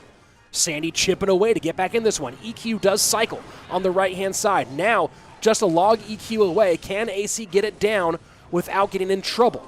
Log goes all the way around. EQ gets in. That's going to be a GG. Well played. AC with a great game there. Of course, good matchup having the triple spell against the bait deck of Sandy, but did play it well. And again, that victory pick is so great, and you love to see. Maybe Sandy's throwing the Houston Astros hat in the losing pick on purpose to pick on the Houston Astros. You think that's possible? But it also looks like he bought a Houston Astros hat, so very 50-50 there. When is Boom Beach Frontlines releasing? I'll be doing content on the beta starting next week, so pretty excited about that. Let's see. What else we got going on in the chat here? It's in alpha testing as of now. Diablo, which one's alpha testing? Diablo Immortal. That one already finished alpha. Boom Beach Frontlines beta is starting very soon, starting this weekend, I think, in fact. When will I organize a new open tournament? We'll see if I do those again. Honestly, the opens were, unless they change the way the open tournaments function, the open tournaments weren't that fun. So let's see. The chessboard I showed is beautiful. Yes, I did like that chessboard. Thank you very much, Mrs. Slaton, for the support. With getting me for the support. My God, I'm such a YouTuber. Ugh. Thanks, Mrs. Slaton, for the Hanukkah gift, not for the support. My Lord, I need to stop streaming. When this event is over, I'm not streaming for 2 weeks. Ugh, that was terrible. Let's see. What is your favorite tower? The right one. is my favorite tower. Let's see. So that was AC versus Sandy. Let's see what we have next. The schedule's kind of all goofy because of how many players we have who are playing while they're at school. Naughty, naughty. Are you gonna start your own tournament like the Rich Slaton Cup? I don't have that much money to fund big prize pools. Let's see. Next season's gonna be SSG season as long as Sam picks his game up. Alex, it's not team format anymore. There's the info for CRL 2021. So bad news, no more teams. Good news, you can be in CRL. So sorry and congrats at the same time. There you go. Rich, you're going to make a video about No-Tilt Worlds. Depends on my schedule, but I'll be doing some content around No-Tilt Worlds. But I don't know if I'm going to be making a specific video to like preview it this time around. The right tower is always attacked first. Often. And let's go ahead into the debut here of jskipy up against Hazard. Pick 3 past CRL players to go to a fun dinner with. Let's see. For a fun dinner, well, that's a good question. AC, Thunder, and Sam. There you go. That's a fun dinner. Rich, are you Jewish? Yes, I am. My whole life, in fact. You should stream No-Tilt Worlds because it's lit. Depends on the schedule. I haven't spoken to them yet. So Lava Hound Miner. Lava Miner for jskipy. Miner Loon. Miner Musk Loon for Hazard.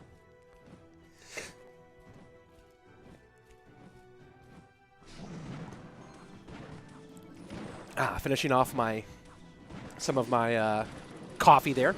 What's my favorite flying card? Probably the balloon, actually. Balloon or bats are my two favorite flying cards. And does that balloon connect? And it does. Huge connection there for Skippy. Would I have Andrew on here as a cupcaster? Yeah, he'll probably come and cast one of these days. Probably when we get into like the regionals or the finals or something like that.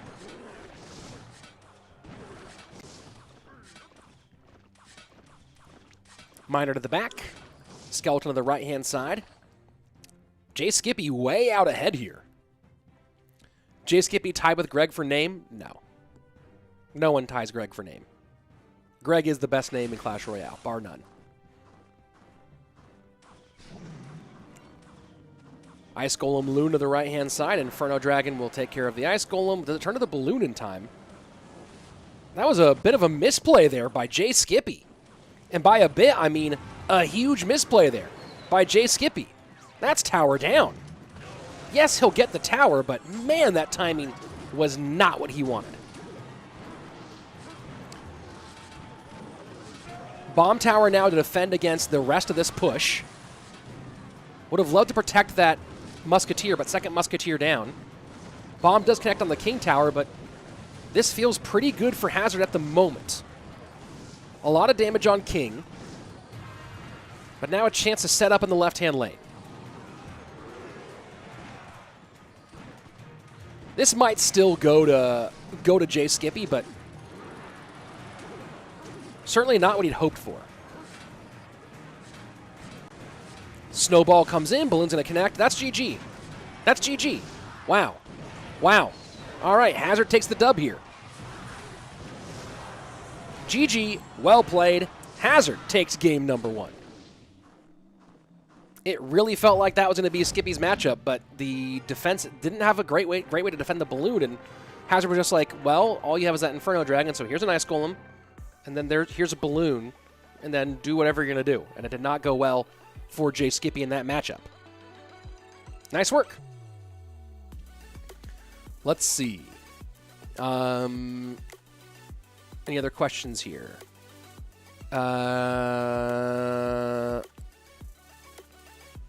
Rich, did you still remember the caster before Andrew? Yeah. Paul Todkill. I mentioned him earlier in this broadcast, actually. Any other questions here? Hello from Utah, USA. I think, is that a meme now for my streams? Hello from Utah, USA. Oh, that's so funny. How much does it cost to get into a tournament? Warren and Sylvia, nothing. In fact, if someone ever charges you to get into a Clash Royale tournament, they are violating the Clash Royale rules, the terms of service, and you should report them for that. You should never, ever be charged to play in any Clash Royale competition. That's against the terms of service. Now, if you're charged entry into a live space, and there is a Clash Royale competition there, that's one thing. But no one should ever charge you for entry into any Clash Royale competition at any point.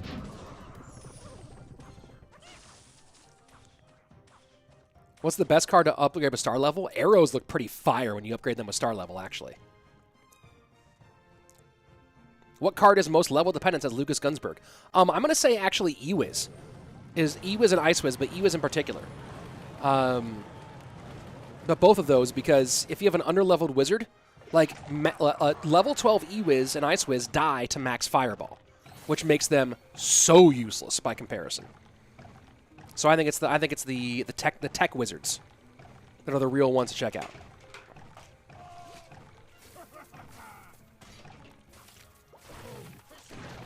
Rocket is great with the Goblin riding it. Good point there, Mance Raider. Giant Skeleton in the left-hand lane here for Hazard. I actually don't know what mirror star levels look like. But yeah, Magic Archer looks cool. Arrows look so fire, though, when you use them with star level.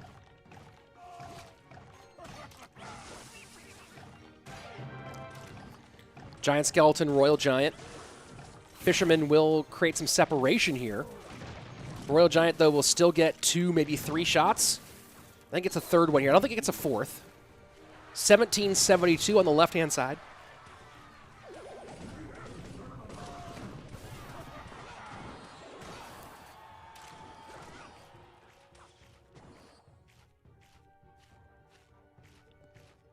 Mirror star level is the most value, though. Oh, because at star level is anything you mirror. Oh, is that the case? When does Rob play?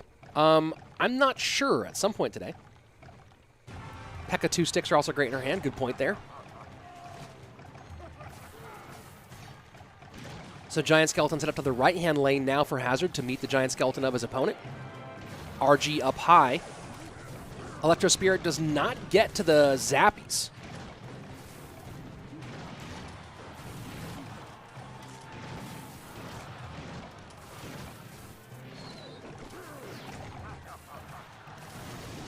$16.62 to $16.76. Very tight game here so far.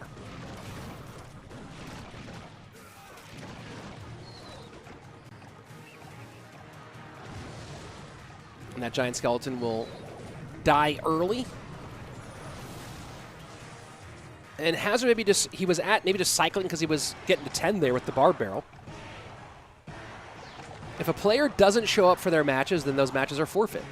That has happened before in events like this one. And the Zappy's not quite there in time to protect the Hunter on the left-hand lane for jskipy.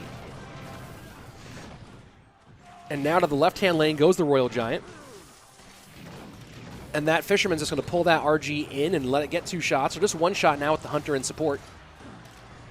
Giant Skeleton does get prevented from kicking on the right-hand side, though. 14:58 to 12:18 as we go into the final 90 seconds here in sudden death overtime.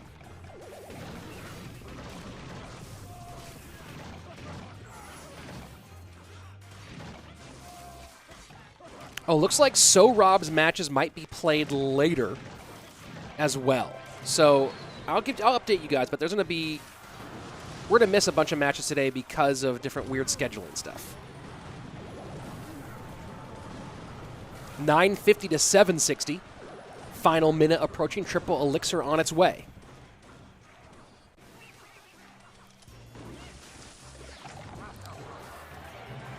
Giant Skeleton at the bridge. Royal Giant behind. Does the Royal Giant from Hazard win this in time? No, gets pulled to the opposite tower here. Oh my word. Skippy pulls the Royal Giant to the opposite lane and steals the dub here at the end. We're going to game number 3. What a finish there from jskipy.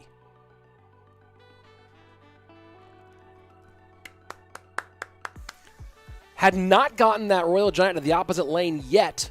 Did it there at the most important moment and stole the victory. Very, very nice work there from jskipy. Yeah, a lot of players are in school because of the timing of this tournament, guys. It's especially around the West Coast. It's 2:30 right now in Central Time. But for some of the West Coast players, that means it's still 12:30, right in the middle of school here. Best emote in the game? There you go. Nice work for Skippy. Chris Castillo saying put Morton on. Chris Castillo, Morton will be back on during the when we get into the regional finals for the EU region. Hair's on point. Don't worry, Rich, says Matt Patterson. Thank you very much. I need a haircut badly. Very much I need a haircut. If my kid was in the tourney, I'd call them sick in school. Night Mance Raider? There you go. I see you. So Rob's playing the last 3 BO3s because he's in school. Yep, I know they're doing some scheduling stuff. Exactly. So I'll keep you updated on that as it comes in. No, I want him now, says Chris Castillo. Well, you gotta wait. Patience is a virtue or something like that. Here we go. Game number 3, jskipy and Hazard. Yo hablo español? I do not. Yo hablo? No hablo español, but there's the Spanish stream. Is cannon gonna be nerfed? Like straight up cannon? Like the building cannon? No, cannon's weak. Cannon, or at least cannon is not even kind of meta right now. Will Spell Shield happen? I don't think so. Cheesecake just got out of school 30 minutes ago. Well, good for you. Good luck in the rest of your games. Plot twist, they're in school, but they're the teacher. Maybe. So jskipy, interesting here so far. Looking like double bait here for Hazard.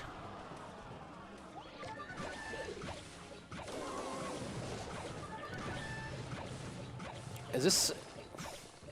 What is jskipy? Should I know this deck from jskipy? Is this like a weird golem deck? I feel like this is some one-tricker deck that I should know.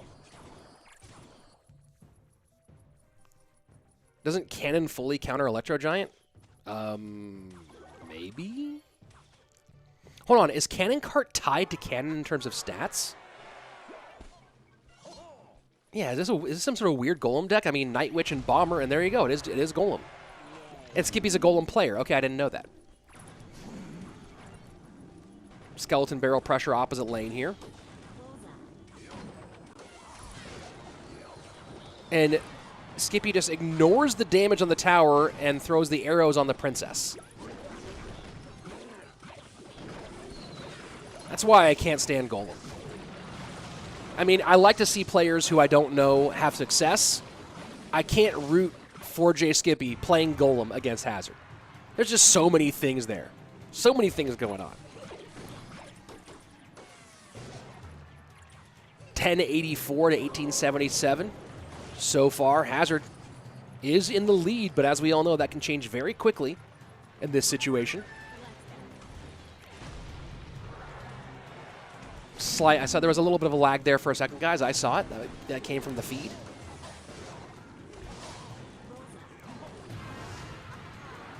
Final 30 seconds. It feels like Hazard's going to get this tower down, and that's going to be tower down on the right-hand side. So the question is, can Hazard defend this? And it feels like he can. Bomber on the right-hand side to work on the princess. If this bomb tower doesn't go down quickly, arrows do not get the bomb tower, but the prince will connect on the left-hand side. Bomb tower down to stop the prince. Does Hazard hold on here? That's a lot of damage. And jskipy does get the tower down. We're going to sudden death. This is at the very minimum an interesting match as far as a Golem 1 can be. And I know I'm being very biased here. And honestly, it's just because I get clapped by Golem all the time on ladder because of the style of decks that I play. That's why I played Minor Prince for so long. Minor Prince Inferno Tower was to beat Golem specifically. Here we go, double bait push left-hand side, Skeleton Barrel in. The Bomber immediately wipes out the Goblin Barrel. No big spell here for Hazard. Has to try to get behind this. Sets up the Bomber, or the Bomb Tower. Logs back the Bomber. Skeleton Dragons work on the Skeleton Barrel. No connection there. Bomb Tower, though, holding up against the first Golem, second Golem in the pocket. Can Hazard beat this one out? Needs to put... Do you play defense here? Do you throw a Goblin Barrel here? Arrows come in, and that's going to be, I believe, a GG here. The damage isn't that fast. Can Hazard hold off here? The lightning comes in, and that's going to be it. jskipy with a real dirty Golem deck, takes the dub here in 3. G to the G. Someone in chat saying these guys are better than Karlinski. Well, yeah, I'd never played before. I think a shield spell would be sick. Yeah, I don't know. It's the same thing as like a heal as heal, right?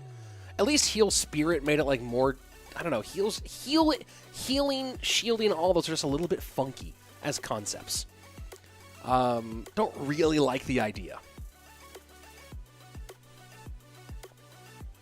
A win is a win. Hey, look, here's the reality, guys. You're playing for $40,000 prize pool. Play what you gotta play to win that money. I'll never begrudge you making sure you win that money. But if I match you on ladder and you play Golem, I'm gonna BM you the entire time. Like, I'm gonna break the emote button. I might actually like bore a hole through my screen BMing you if I play you playing Golem on ladder. But here for $40,000, play what you gotta play. Play what you gotta play. That's for sure. But yeah, if we're playing on ladder, especially if I beat you and you playing Golem, I'm gonna find every emote. It's gonna be crazy. Just give the AC the prize money already. Gonna be a long road there for the prize money, guys. We're not close. We're not quite there yet. What's my go-to deck? Well, right now I'm playing a lot of minor wall breakers, but I'm not great with it. Let's see. It's not Heal Spirit, it's Tennis Ball. Yeah, there's a Sir Tag fan in the chat. They should have a net card that blocks all non-melee damage for a short window of time. Blocks rockets, fireball, musket shots, sparky shots. I don't love the idea. I don't love that idea. Let's see. Do you prefer if a card is made good for the meta or has a unique mechanic like Mother Witch or Fish Boy? Well, Anas, Fish Boy is good. It is strong in the meta. I think that kind of situational cards like Mother Witch, I don't like them because they randomize the matchup too much. Like, Mother Witch is trash except for against a couple of decks, right? And I don't think that that's an excellent way for the game to exist, in my opinion. Which is why I'm excited for dual mode, because it will reduce that randomness a little bit, in my opinion. Musketeer gets behind the Knight. This is a great matchup here, AC and Ahcraaap. Or AC and Ahcraaap, AC and Hazard. Who, by the way, they've been Hazard's been on stream with AC a bit on AC's Twitch at the last end of season tournament of 2020. They were hanging out on stream. Good friends, these two. Should be a fun matchup.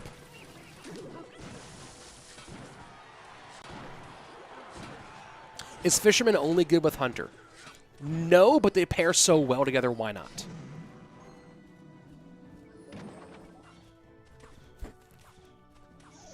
So this same Hog EQ variant out of Hazard.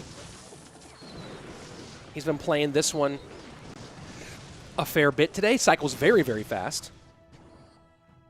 And Lavaloon here for AC. That first card is glitched out, but I'm assuming that it's one of the standard Lavaloon cards. I didn't see what it was when it came out, when we started.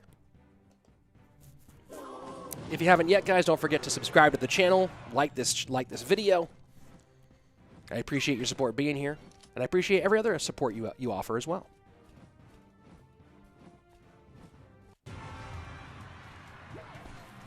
Lava Hound on the left-hand lane, Inferno Dragon behind. Nice skeleton up there. Alex Brayton saying Golem takes skill. If y'all were to counterpush the other lane, you beat it more. Y'all just mad you can't. Yeah, but you counterpush the other lane, and then they're playing NATO or arrows, and that they blow up that counterpush really, really quick, and then or ignore it and still take you anyway. Golem is very first hand dependent, starting hand dependent, and very matchup dependent. And it's very annoying in that regard. Max Pang. Rich, prove the stream is live by singing the national anthem. Which national anthem? I know 3 national anthems. And I will sing none of them. But I know 3 national anthems. And this should be death damage in. Will the Hoggy keep it out the death damage? Oh! Oh, the hog almost connects. AC takes game number 1.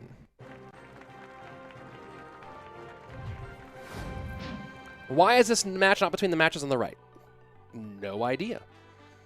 Let's see. Pick 3 most underrated CRL players.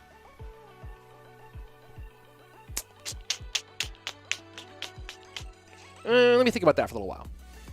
Rich, if you didn't watch Poker Table, a series of all things comedy uploads on YouTube, I highly recommend it.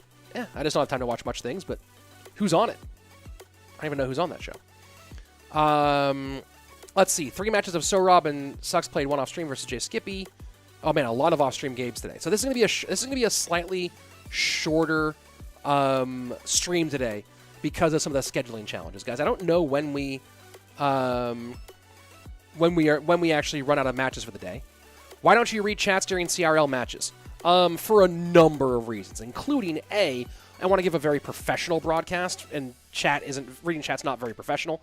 2, I don't really want to see the comments during CRL, to be honest. Like, here on my channel, like, most people are being pretty cool. But CRL is so heavily promoted, there's a lot of, like, just randos who come in. And 3, it's distracting. So I can't focus on the gameplay. During CRL, I want to deliver the best commentary about the gameplay, tell the story of the players. The chat's fairly irrelevant to what I'm trying to do during CRL.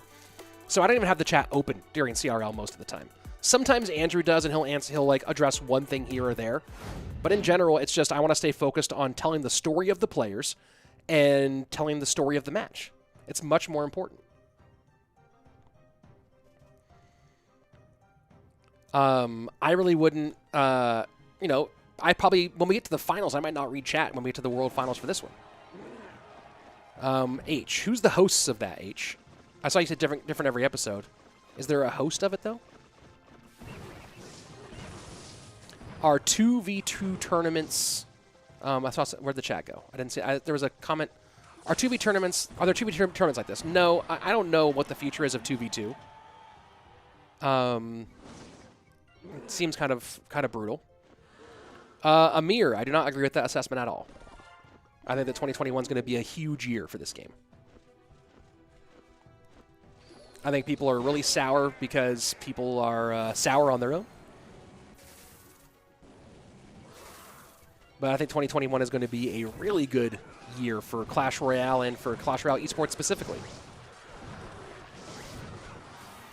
So lava for Hazard here in game number 2 with the Graveyard Band, looking like pigs here for AC. Bob of Borg saying, Rich, who are your broadcasting idols, any particular person that you try to style yourself from? I really like a lot of the big MMA play-by-play guys. Hold on. Balloon does not connect on the right-hand side. I like a lot of the presentation style of Mike Goldberg, even if he does have his mistakes here and there and is a little bombastic on occasion. A lot of the guys that I like, I take pieces from, but don't entirely emulate. Right? So I take some pieces from Mike Goldberg, former UFC play-by-play commentator, especially some storytelling pieces, although he is, again, like he is a little overblown sometimes. Mauro Ranallo, longtime mixed martial arts commentator turned WWE commentator.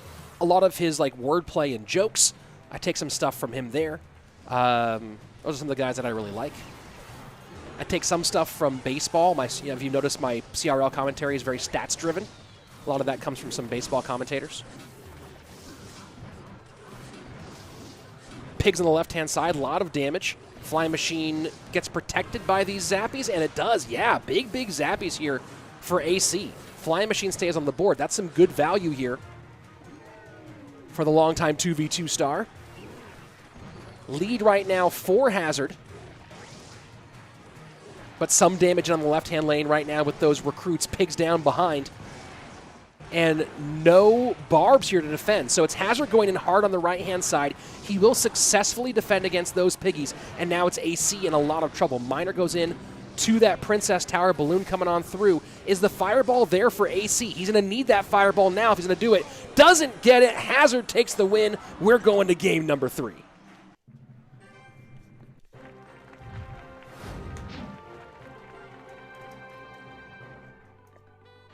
And let me just answer this, because I did answer it already on stream, but I'll answer it in chat now since you didn't hear it on stream. No, I do not agree with your assessment there, Amir. The 5K 6-player players are always like that in CRL chat. Not sure what you're talking about. Let's see. Alex, if you're able to get rid of any card in CR, which card would it be? I'd get rid of the Barb Hut, as I've said many times. Let's see. Oh, here's the fun thing. Update the matches on the right after I commented on it. They updated them. Oh, cool. Oh, here, take a look at the matchup. You're occasionally getting matchup data today. Not always, but occasionally. Vin Scully, Heart. Yep, Vin Scully. Long time, one of the top. One of the best. Top 3 underrated for you, Rupin, are Reiki Jones, OP Sam, and KK. That's a pretty good list there. Let's go ahead and jump into game number 3, all tied up. Between AC and Hazard. Not KK Katashian, maybe. Bring out the glasses already. You know what? We're getting right around there. We're getting right around there.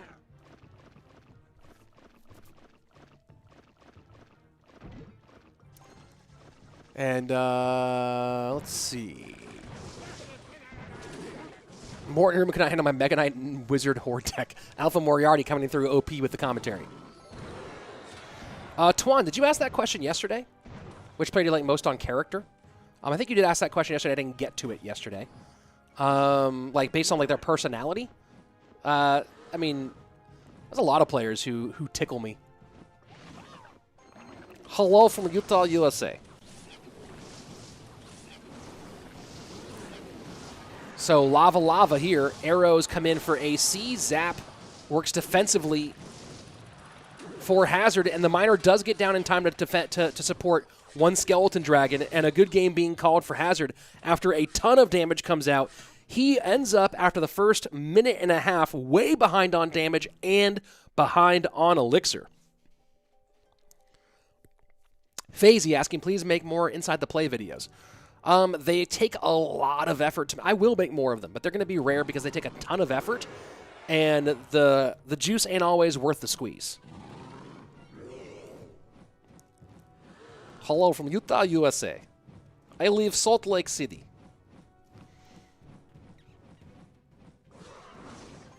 And Lava with the barbs behind. I guess AC reading no fireball here and goes, let's just go ahead and double down. A lot of pressure on.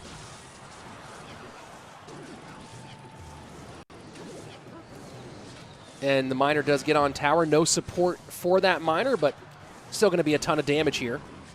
And does this Mega Minion take out the Inferno Dragon? It doesn't. So AC's going to have to spend something. Flying Machine comes down low. No damage coming in that time for AC. Hazard holding on, 30 seconds left.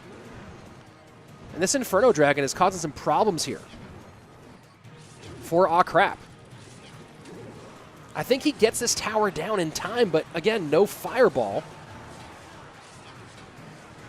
And the amount of value Hazard, look at the value Hazard's getting from these Inferno Dragons.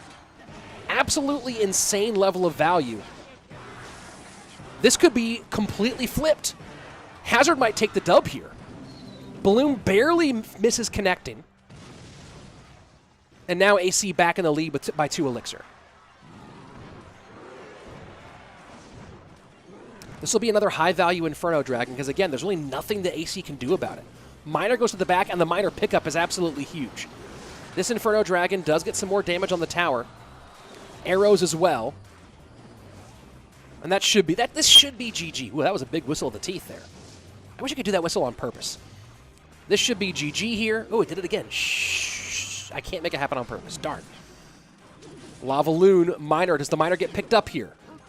And Hazard just has no options because Barb's in the front, Miner in the back. GG, well played. AC takes game number 3, wins the match, and I believe the AC is 3-0 on the day here in terms of match play.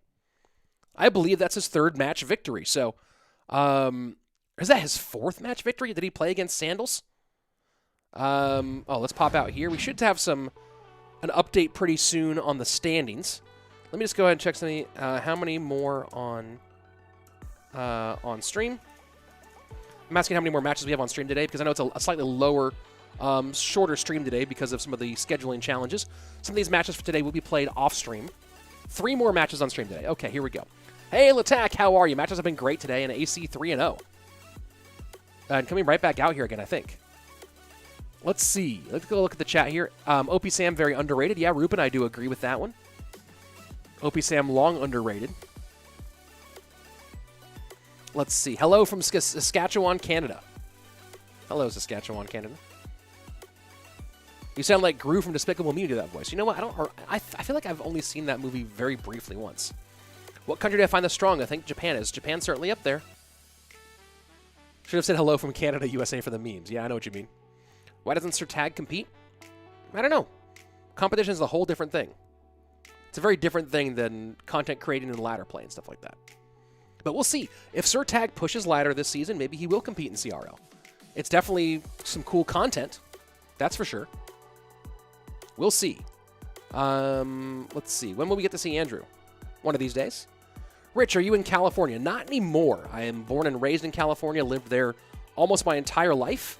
Moved to Texas a few months ago, where I'll be living probably the rest of my life. We'll see. I don't know. Let's see. Hey, Rich, what did you finish last season? I don't know what I finished last season. I didn't really push last season though. That was also the season where the trophies were all messed up, where like you lost way more trophies per loss. So I think I just kind of was like, with last season. Here we go. jskipy and DaJuicyOne in our next matchup.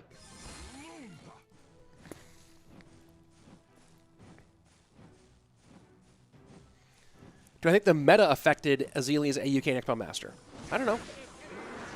It's hard to figure out where someone goes up and down. Ask Morton to co-cast one of these. It'd be fun to have him on as a co-caster one day. Defensive freeze here from Juicy. Do I personally know any celebrities? Yes, to varying degrees.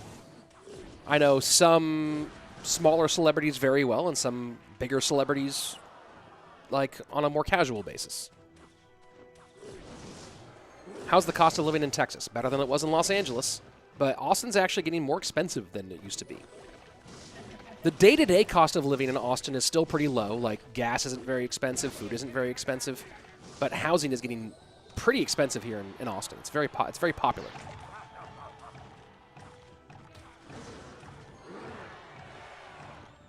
Inferno Dragon right-hand side. San Diego is terrible. Yeah, very expensive. You aren't going to have matches off stream in the regional finals, correct? I have no idea. I'm not in charge of it, but you know that'll be up to production. Hey, thank you, Nicolo. I'm glad you're enjoying the channel. DaJuicyOne did qualify for this event, I believe. And that's a graveyard. That's a freeze. That's a GG, I believe. Going to be definitely hard for jskipy to do anything significant here. Do you invest any of your income in the S&P 500? George, you have had, I'll call this one, you have had the strangest questions today. The most specific and strangest questions on the day for sure. And to answer your question, I don't know if it's in the S&P 500 specifically. I have a lot of stuff invested. I'm invested more specifically in, I don't know how many of the stocks would be S&P 500. But I do have a lot of stock investments. But yeah, very strange questions from you. No offense, but weird ones. Balloon won't connect. 15 seconds left. DaJuicyOne, who's had a rough day of matchups, finally getting some love here from the Clash Royale gods, taking game number 1 in pretty easy form. What's your opinion on regionals format? BO3 double elim or BO5 single elim? Let's see. Most people say BO3 double elim because you get more accurate results. I kind of like BO5 single elim because I like BO5s and because I like the more pressure, but I understand that you reduce randomness by having BO3 double elimination. Just makes it go very long. This is already a very long tournament, a very long event. Makes it go even longer. So there you go. Who is the oldest active CRL player? Not sure right now. I know that at one time it was Donkey Kong, who was like 28 in the first season of CRL NA. Let's see. Rich, Does that guy who speaks Spanish stream all the matches? I think he streams them all. Yeah, here's the go. There's the Spanish channel on Twitch if you want to check it out. Yeah, my hair. I need to get a haircut. Look at my hair. I need to get a haircut really bad. I mean, I'm happy to have a very nice full head of hair, but man, there's too much of it right now. I definitely need a haircut right now. Ahcraaap is pretty old right now though. Did Reiki Jones qualify? I have no idea. But again, if you haven't subscribed yet, do so because all of the replays for Bren Chong Cup Asia are available on here, and also the NA region. Any Joe Rogan stories from the Comedy Store? Yeah, not going to tell them here though. But yes. I don't get the format of the new CRL of top 1,000 qualifiers that assessed over 8 months. George, top 100, top 1,000 qualify each month. You get points based on your month-by-month performance. You get points for your qualification, performance in the top, making the top 32, top 8, etc. So you get points based on your performance each and every month, and at the end of those 8 months, those points contribute to you making to the World Finals. Rich Slaton, is that a wig? No, this is my real hair. But it's just too much of it. I need a haircut. Man, this part of my hair is really goofy right now. Let's go to our next game. I just desperately need a haircut, though. Here we go, jskipy and DaJuicyOne. Game number 2. Ban for jskipy is the Giant Skeleton.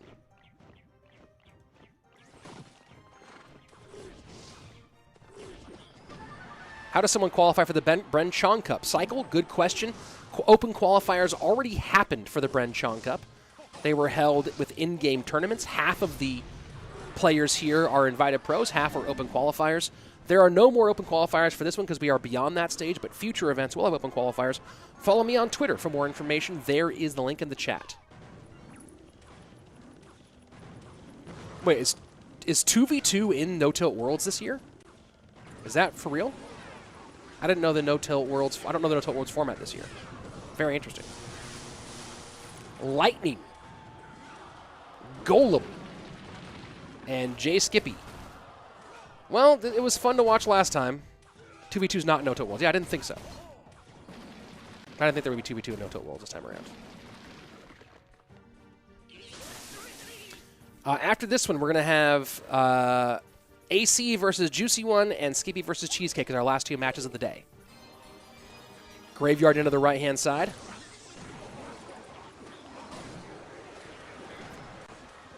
And decent amount of damage here. That Prince will connect, though. And jskipy takes tower on the right-hand side. Absolutely brutal. How many hours do you play CR per day? Not as much as I'd like to. I'm much too busy now. You know, I don't play enough to stop getting gold on any given days anymore. Between my content creating, casting, and producing responsibilities, and being a dad on top of that, not enough time to play as much as I'd like. But I make sure I get in a few matches every day.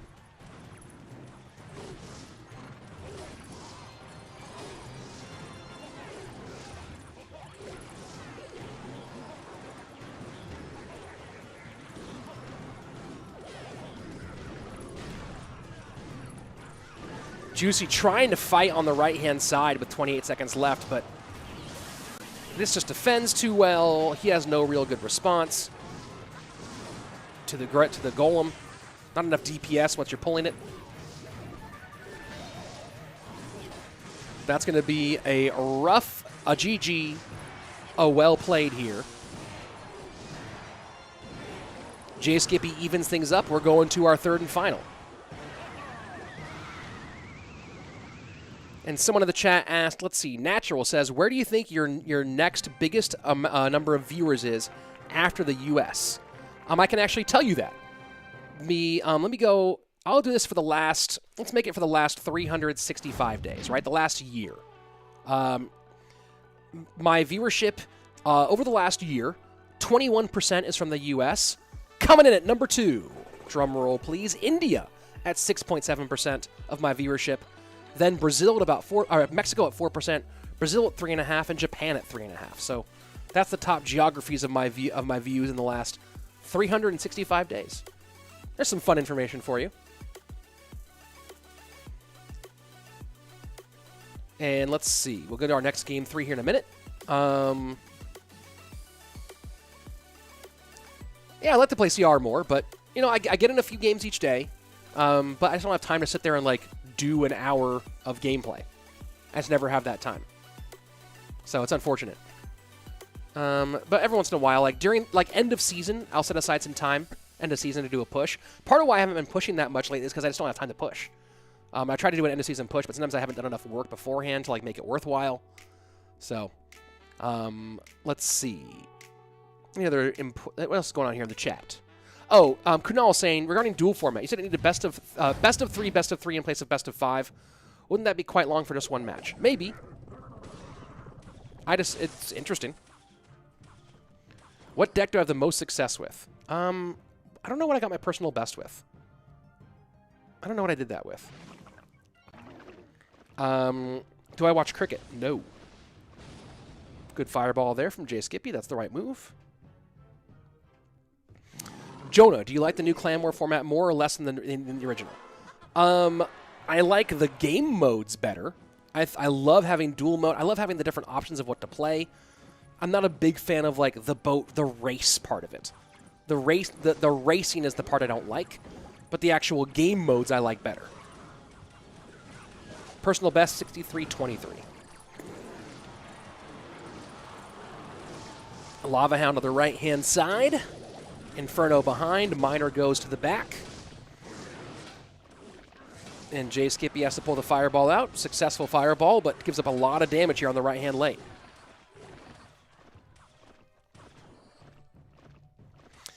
Muhammad, all your information for this event can be found on the Upgrade Act. There is the link in the chat for results and schedules, and that link works for both iOS and Android. If you want to make me happy, ask about my internet speed. I had bad internet for so long, so now to have, like, the best internet ever is pretty cool. Cannon cart pressure left-hand side, right move there from Skippy, and it does connect. Good opposite lane pressure here from jskipy. You know, maybe he has played some dirty golem. Some dirty, weird golem. He's also made some good plays in this tournament, though. Arrow Zap, take care of the skeleton dragons. -1 trade there to get the damage and the dragons off the board. But still seems worth it there for Juicy in that situation. Natural asking, which ways can we support your job? Really appreciate what you do. Subscribing and liking the video are two really excellent ways to support. You know, just being here and telling your friends to come be here is also great. Natural as well. You know, if people do want to super chat, they're more than welcome. That obviously is nice. But, you know, the big thing is growing the channel. And if you want to help be a part, if any way you can help be a part of that is really, really appreciated and very cool. So this will be a tower trade here, but with so much on the board, it looks like it's going to be a win here for Juicy in game number 3. NATO pulls all of that back, trying to buy some time as Skippy. Fireball has to go to the Inferno Dragon, so that means Balloon comes on in, and that means this will be a win, it looks like, for DaJuicyOne. After having a rough day, DaJuicyOne finally gets in the winner's circle with a big one. GG, well played, Juicy.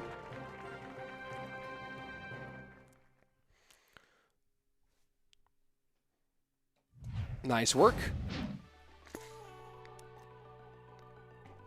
Tuan, yes, they can. This is not dual mode. They can use the same card more than once.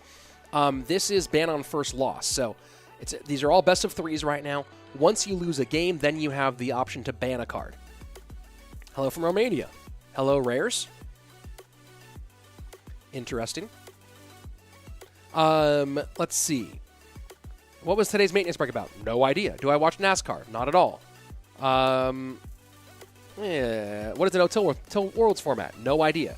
Is Rob not playing? He'll be playing afterwards. There you go. There's all those answers. Hello from Utah, USA. How many matches are left? I believe we're going to... We have 2 more left, I think. 2 more matches left. What is the Upgrade Series CR number 1? No idea. NFL favorite team? Sort of the Raiders, but don't really care about the NFL that much. Do I like almonds? Yes, they are yummy. Isn't NASCAR turn right simulator? I guess. Here we go to our next matchup. Is it a step in the right direction that CR asked about another global tournament? Yeah, more stuff for you guys to do is pretty cool.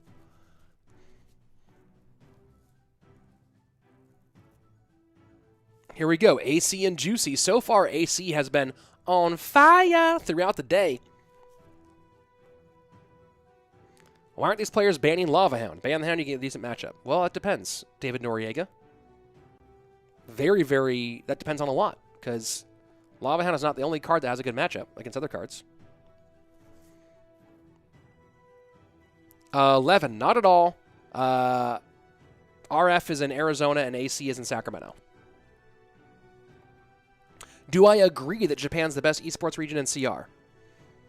I haven't done enough. I haven't thought about it enough to have a strong opinion there. Ban Bomb Tower and play Stinky Cheese. Yeah, maybe. Alexander, no idea to answer that question. And our first staring contest of the day. Well, this is a thing. Just hanging out here. And you know what? It's time. I have not been, there have been no sunnies all day. When we come back, we'll be fully sunny. Who do I think is going to win? Probably you, Monique. Vincent, hey, how are you? Good to see you. And there's the current standings. AC 3-0, CrSux at 2-0, Cheesecake at 1-1, Sandals at 1-2, Hazard at 1-2, Skippy at 1-2, JuicyOne at 1-2, and Ahcraaap, of course, has not played much at all. Giant Skeleton to the right for Juicy. AC responds with the Ice Whiz. So it's going to be Electro Giant for AC. Do your glasses boost your internet speed? Absolutely they do.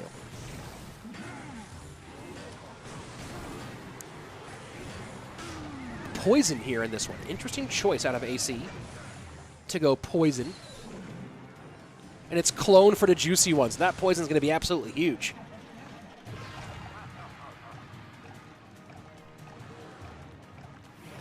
NATO, Electro Giant, Poison, Ice Whiz. Going to make that clone a little bit more difficult to use, in my humble opinion. Could I be wrong? Yes.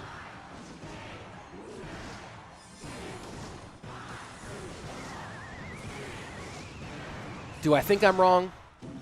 I do not think I'm wrong. Was that a snipe? Maybe. AC brought Poison to snipe Lava, but instead go clone on unintentional snipe. Maybe. Who has matchup? I think the AC has matchup here.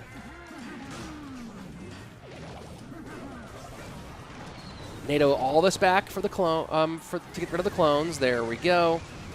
Those skeletons are going to be a lot. Cage comes out.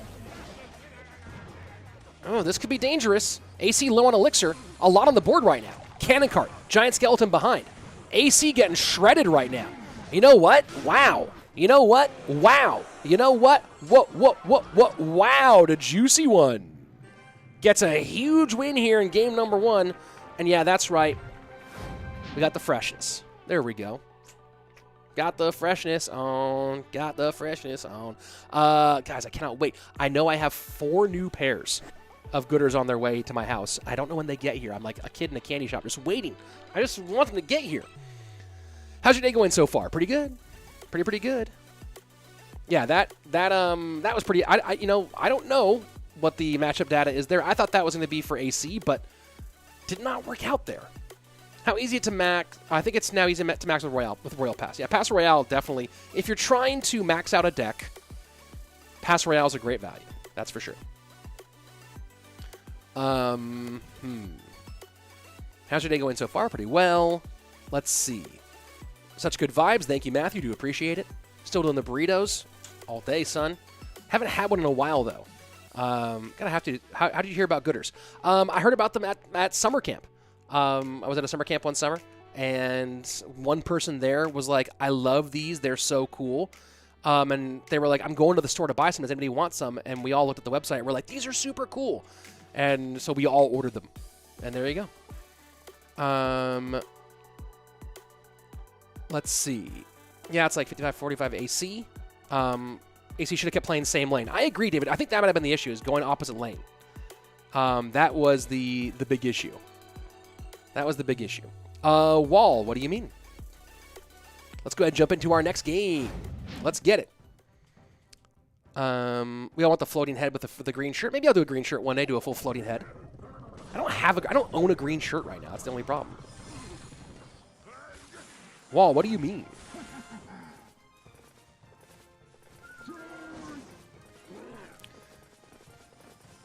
Dark Prince to the right-hand side. What's your headphones name? These are the Audio-Technica BP-HS1s. I might upgrade to the 2 next time I buy a new set of headphones.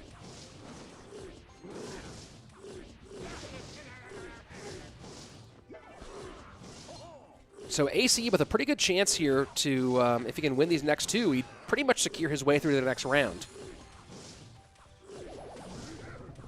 And now here does open up a lot of options for his opponents. DaJuicyOne again going. Not many people running Barb Hut these days. The DaJuicyOne now has run it twice so far today.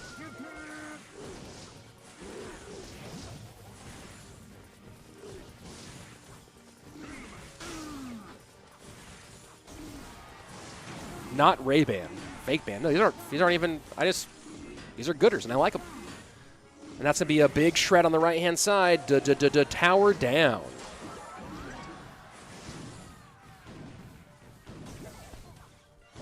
And now DaJuicyOne sets up on the left-hand lane. Oh, is there some lag in the stream? Maybe.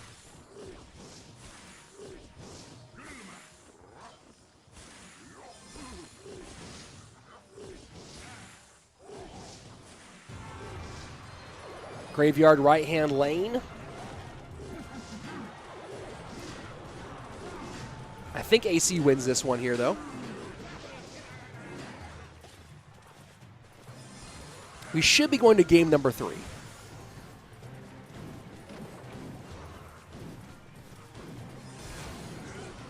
Man, Barb Hut GY out of Juicy. So interesting. I mean, I was very happy to see the Barb Hut meta disappear. I was very happy to not see this deck anymore. Not really sure why Juicy's gone to this twice today. And definitely don't feel like seeing it. So maybe he'll avoid it now that it's not working out as much. By the way, guys, after this is over today, this is our second to last match. After we're done, a couple hours after, because I think we're ending a little early today, the Latin American region will be on Cashman's channel on Twitch. Cashman has been generous enough to share the replays of the Asian and LATAM regions with me here. So for those of you who don't use Twitch, can watch it on YouTube. But if you want to watch live, there's the link in the chat one more time for Cashman. It's also in the description below. If you're watching this on a replay or you're not seeing the live chat right now, the description of this video also has Cashman's link, and that's where you can see the LATAM region live today, later today as well. So there you go. Go ahead and follow Cashman on Twitch and say thank you very much to him for coming and sharing these things here. Yeah, Sam, I might co-stream again in the future, but I honestly just like, to be fair, the only reason I co-stream between YouTube and Twitch is so that A, I can grab clips on Twitch, and B, because there's a small section of the community that really likes Twitch. But really, I just don't care much about Twitch. Do you want burrito gift cards? Yes. Oh yeah, that gold burrito has to happen, by the way. Everyone at the like button. Yeah, we are at 347 likes, guys. Throw some more down. Do I want burrito gift cards? Yes. I need to get that. Let's do the exact same sequence, right? Is it Groundhog Day? I need to get that gold leaf so I can buy gold burrito. I've not done the gold burrito yet. I'm going to do the gold burrito. Edible gold leaf, guys. Available on Amazon. I'm going to buy some. There you go. Twitch gamifies streams. Gen Z loves it. Yeah, I just... Twitch is a place that exists. Love from India. Love to India. There you go. Getting 200 subs a day? Not quite. Not quite. I think I got 50 yesterday, 50 the day before, but having some good days here and there. But guys, I do appreciate more and more subs. That'd be very nice. I do want you guys to come back and be a part of it, even when there's not live events, guys. So when there are live events like this, I stream them.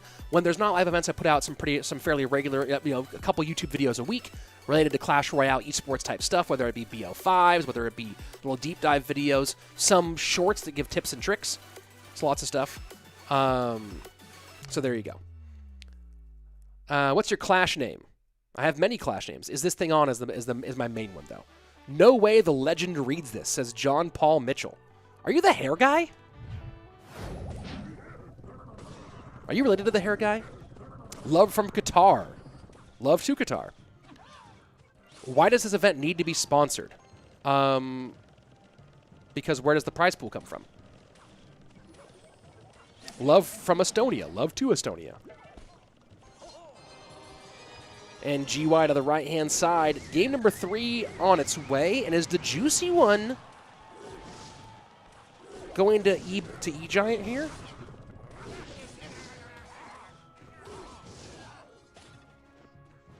We'll see.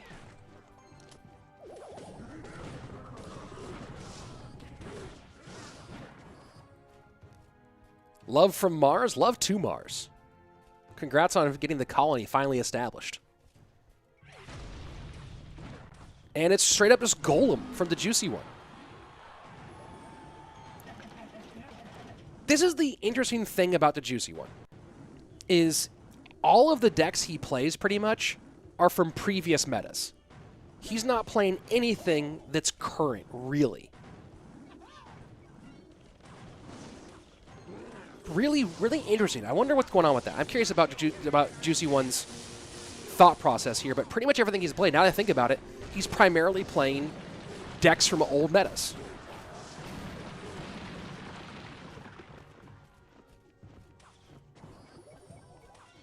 Love from your basement, love to your basement, Brighton. Graveyard in, Muskie does not connect, but Graveyard will get some pretty good damage here. A lot of damage here. Lead now shifts back to AC as we go into double elixir time, 1770 to 1167. And now Juicy Golem's up one more.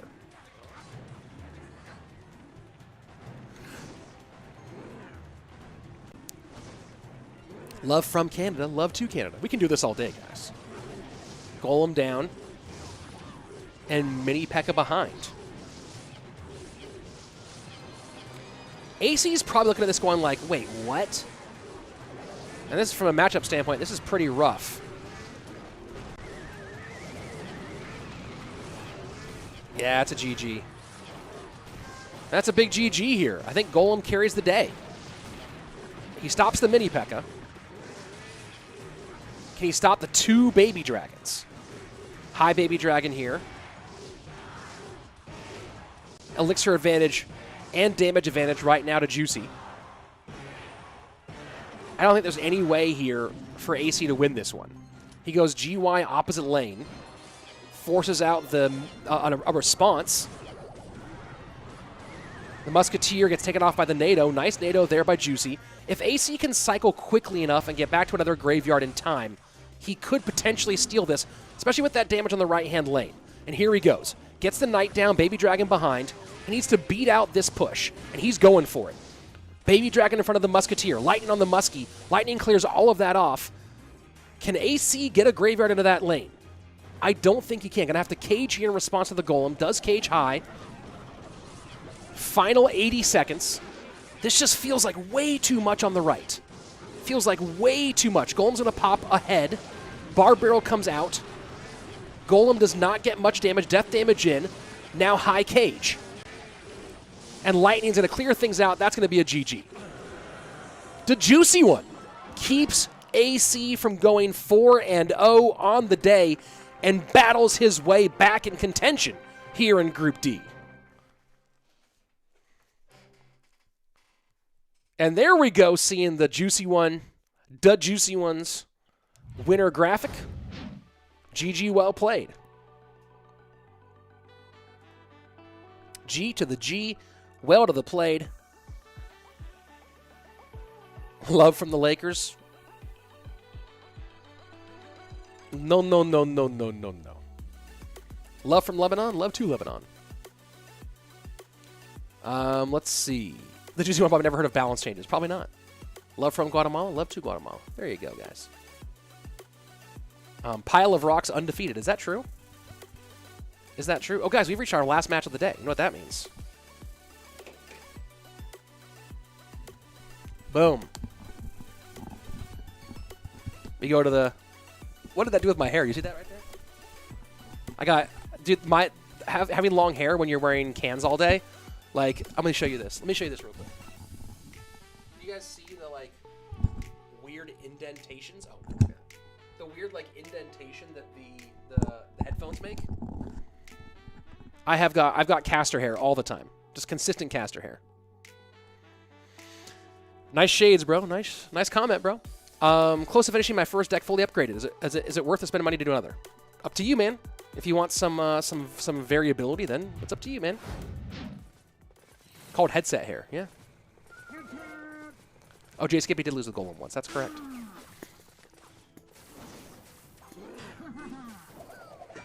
What is the best card in Clash? Ice Golem.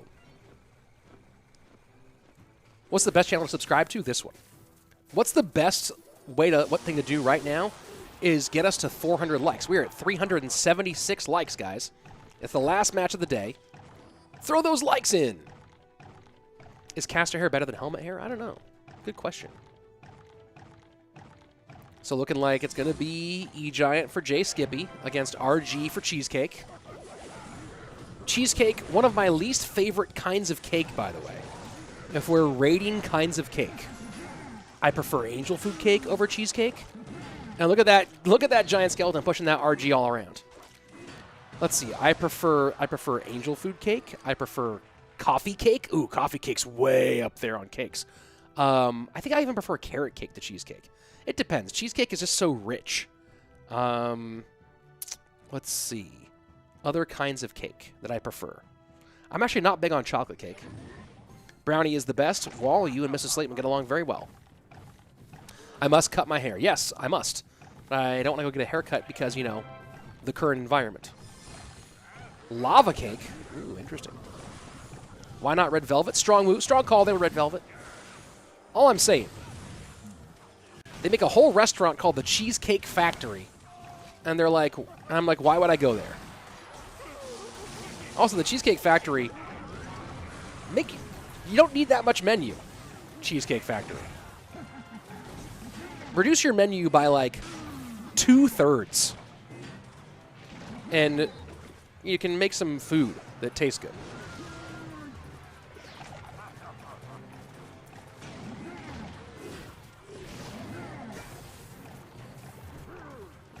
Giant skeleton to the right-hand lane, Fish Boy behind.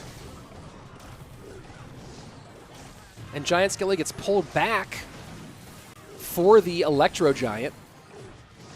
And that gives Cheesecake a bit more time here to set up and work. Ooh, Angel Food Cake. Yeah, Angel Food Cake is fire. RG to the right-hand side, pulled back by the NATO.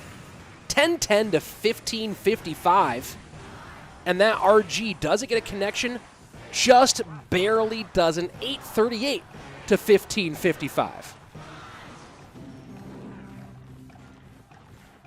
Yeah, LATAM is after this stream, guys. There's the link for Cashman's channel to follow the Latin American region. Ooh, look at that. Look at that lightning to keep the Ice Wiz on the correct side. jskipy pulling out some moves. The Hunter going to work on that Electro Giant, but Electro Giant will get some. No, not much at all. 1396. But this now does create a decent opportunity here for jskipy to put some stuff on the board. Electro Giant again goes to that left-hand lane. And Giant Skeleton in response. Ice Cream Cake. Strong call there, Monique Porter. Strong call indeed. 11:32. RG to the right-hand lane. I don't know if jskipy has anything for this. Cage does come down. Electro Spirit behind, though, with the Barb Barrel. And this should be another Royal Giant connection on the right-hand side. It gets one shot. Doesn't get a second shot. And the Giant Skeleton to the left-hand lane as well. This is all trouble here for jskipy. Cheesecake, playing for the entire factory, gets game number one. Game number 1 in the books. Yeah, Cheesecake is cool. Cheesecake, not a great food. Cool dude for the player point of view. Cashman, a great streamer. And I'm very happy that he's letting us use the videos here from Asia and LATAM on the channel. And I'm also happy to send people who don't know about him to him. So, yeah, he's a really cool guy, really great content creator. And I think that it's going to be a pretty big year for Cashman here in 2021. Bring out Andrew Got a Co-Cast. Yeah, one of these days he will come out. Change your shades? What do you mean? Did I? What would be the best deck? The one you like playing the most. Zach. Heard you say you're enjoying Texas enough to stay here. Stay here? Yeah, I'm now a Texas resident. We're selling our house in LA, buying a house here in Texas. There we go. Bloody, nice shades, bro. Thank you very much. Do appreciate that. Free plug there for my favorite shades in the game. Oh, come on, hand. Go there and help it out. Boom. The Gooders, my favorite shades in the game. There you go. Free plug. Didn't know Cashman before Bren Chong. Yeah, Cashman is a regular streamer, hosts tournaments, does his own gameplay, a really, really likable guy out of Canada. Cool dude all the way around. And I hope that this is a big year for him. I think it will be. I think this could be a really big breakout year for him as a content creator. Dolly Parton prefers pie to cake. Useless fact. You know what? Honestly, I would typically take pie over cake. Like, brownies, pie, cake. That's kind of how I put it. That's kind of how I rate those.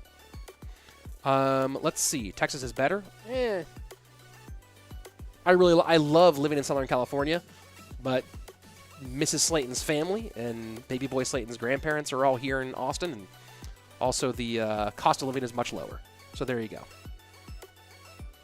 Professional respawners. There we go. Chunky Monkey. That's right. The professional respawners. That's what's up. Pie is just liquid cake. I was going to say, Zach, I disagree. I disagree. Pie is vastly superior to cake. Crust, for example, is a big part of pie. Filling is a big part of pie. Cake is just sugary bread. And honestly, I'd rather eat bread than cake most of the time. From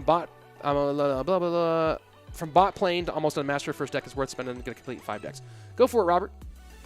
How come so many CA residents are switching to Texas? Because a lot of California residents are moving because it's lower cost of living. I'm not in this pool, but a lot of California residents, if you make a ton of money, Texas is better. If you make a ton of money, Texas is a better place to be because they have no income tax, no state income tax.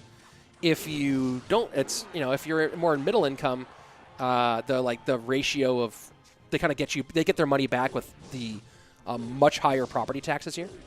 But yeah, if you make a ton of money, yeah, it's certainly better here financially in that regard. But yeah, cost of living is much lower here. A lot of people don't have cost of living in the big city, in California anywhere, is really high, especially in San Francisco and LA. A lot of people are leaving LA because entertainment business is so shut down right now. And, they're just kind of going, okay. I have a lot of friends who were like getting by as entertainers and now have left because there's no business there at the moment. Everyone has their own reasons. I bet Joe Rogan raised the prices of homes in Austin. Yeah, maybe. Maybe. Florida has no state income tax. True. But, there you go. Come on, bro. You ever had barbecue here? Oh, barbecue here is great. The Texas barbecue is great. The Mexican food here is inferior to California Mexican food. I'll stand by that. I will stand by that, by the way. That's a hill I'll die on. Southern California Mexican food crushes Texas Mexican food all day, every day. Texas barbecue crushes all other barbecue. No questions. Every other barbecue is inferior to Texas barbecue. And I'll stand by that, too. Texas disc golf is amazing. Give me that one. Tex-Mex crushes traditional Mexican food all day. That might be the most wrong opinion I've ever heard. Do I know Joe Rogan personally? I know him. We're not friends. I know Rogan like as an acquaintance.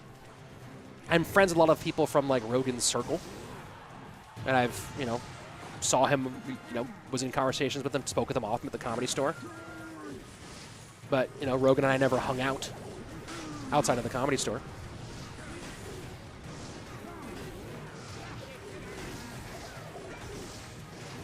Pretty even matchup here so far, since it is essentially the same decks. I think that Lightning wins this matchup, but I could be wrong. I mean, Fireball gets the faster cycle, obviously. I guess I could be very wrong here. I thought Lightning won this because of the ability to take out the support, but it looks like it's Cheesecake taking the big lead here. And maybe it's the Fireball gets you around faster, and that's the big advantage. Try Argentinian barbecue. You know what? Argentinian steak is fire. And Brazilian churrascarias are also amazing. So I'll give the shout out to both of those for sure.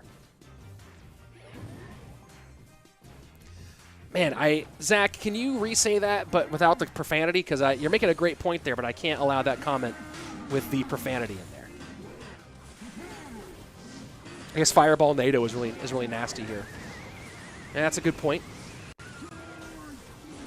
I don't know. I guess maybe the Lightning gets less value because of the Dark Prince. And Baby Dragon has die to it, so there you go. Cheesecake going to get the dub here. GG, well played. Cheesecake gets the win in our final match of the day. Do you play ping pong? I have. But yes, SoCal Mexican food is the best. There we go.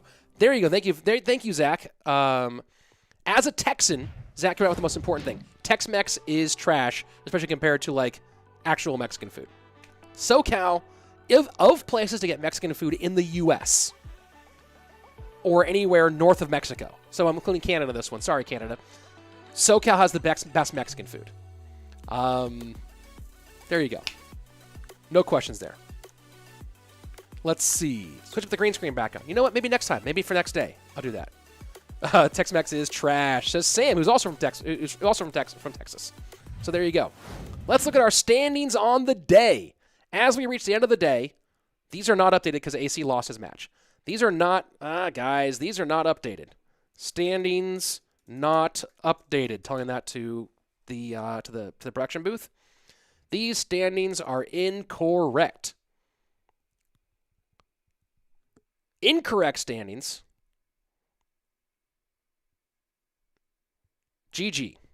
We should get I think maybe we'll get the updated ones here in a minute. Not entirely sure. What happened to Ruben? He qualified in the European region. That's a different region, Graham.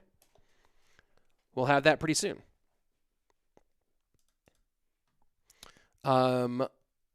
Good stream, Rich. Ray, I don't wear Ray-Bans, dude. Why the glasses? Because they fire, bro. Oh, here's the standings. Updated standings. Here we go. 3-1 is AC currently leading the group, but as you can see, except for jskipy at 1 and 3, no one's really fallen into a big hole there. 0-1 for Rob, who's going to have his matches played off-stream because of scheduling purposes. Hazard and Sandals at 1 and 2. DaJuicyOne, after a rough start today, gets back to 2 and 2. So nice recovery there from DaJuicyOne. Guys, this has been a whole lot of fun. I hope you've enjoyed yourself. If you haven't yet, go ahead, subscribe to my channel, like this video. We're at 415 likes. Thank you very much. Leave a comment. Say something nice later. Follow me on Twitter as well.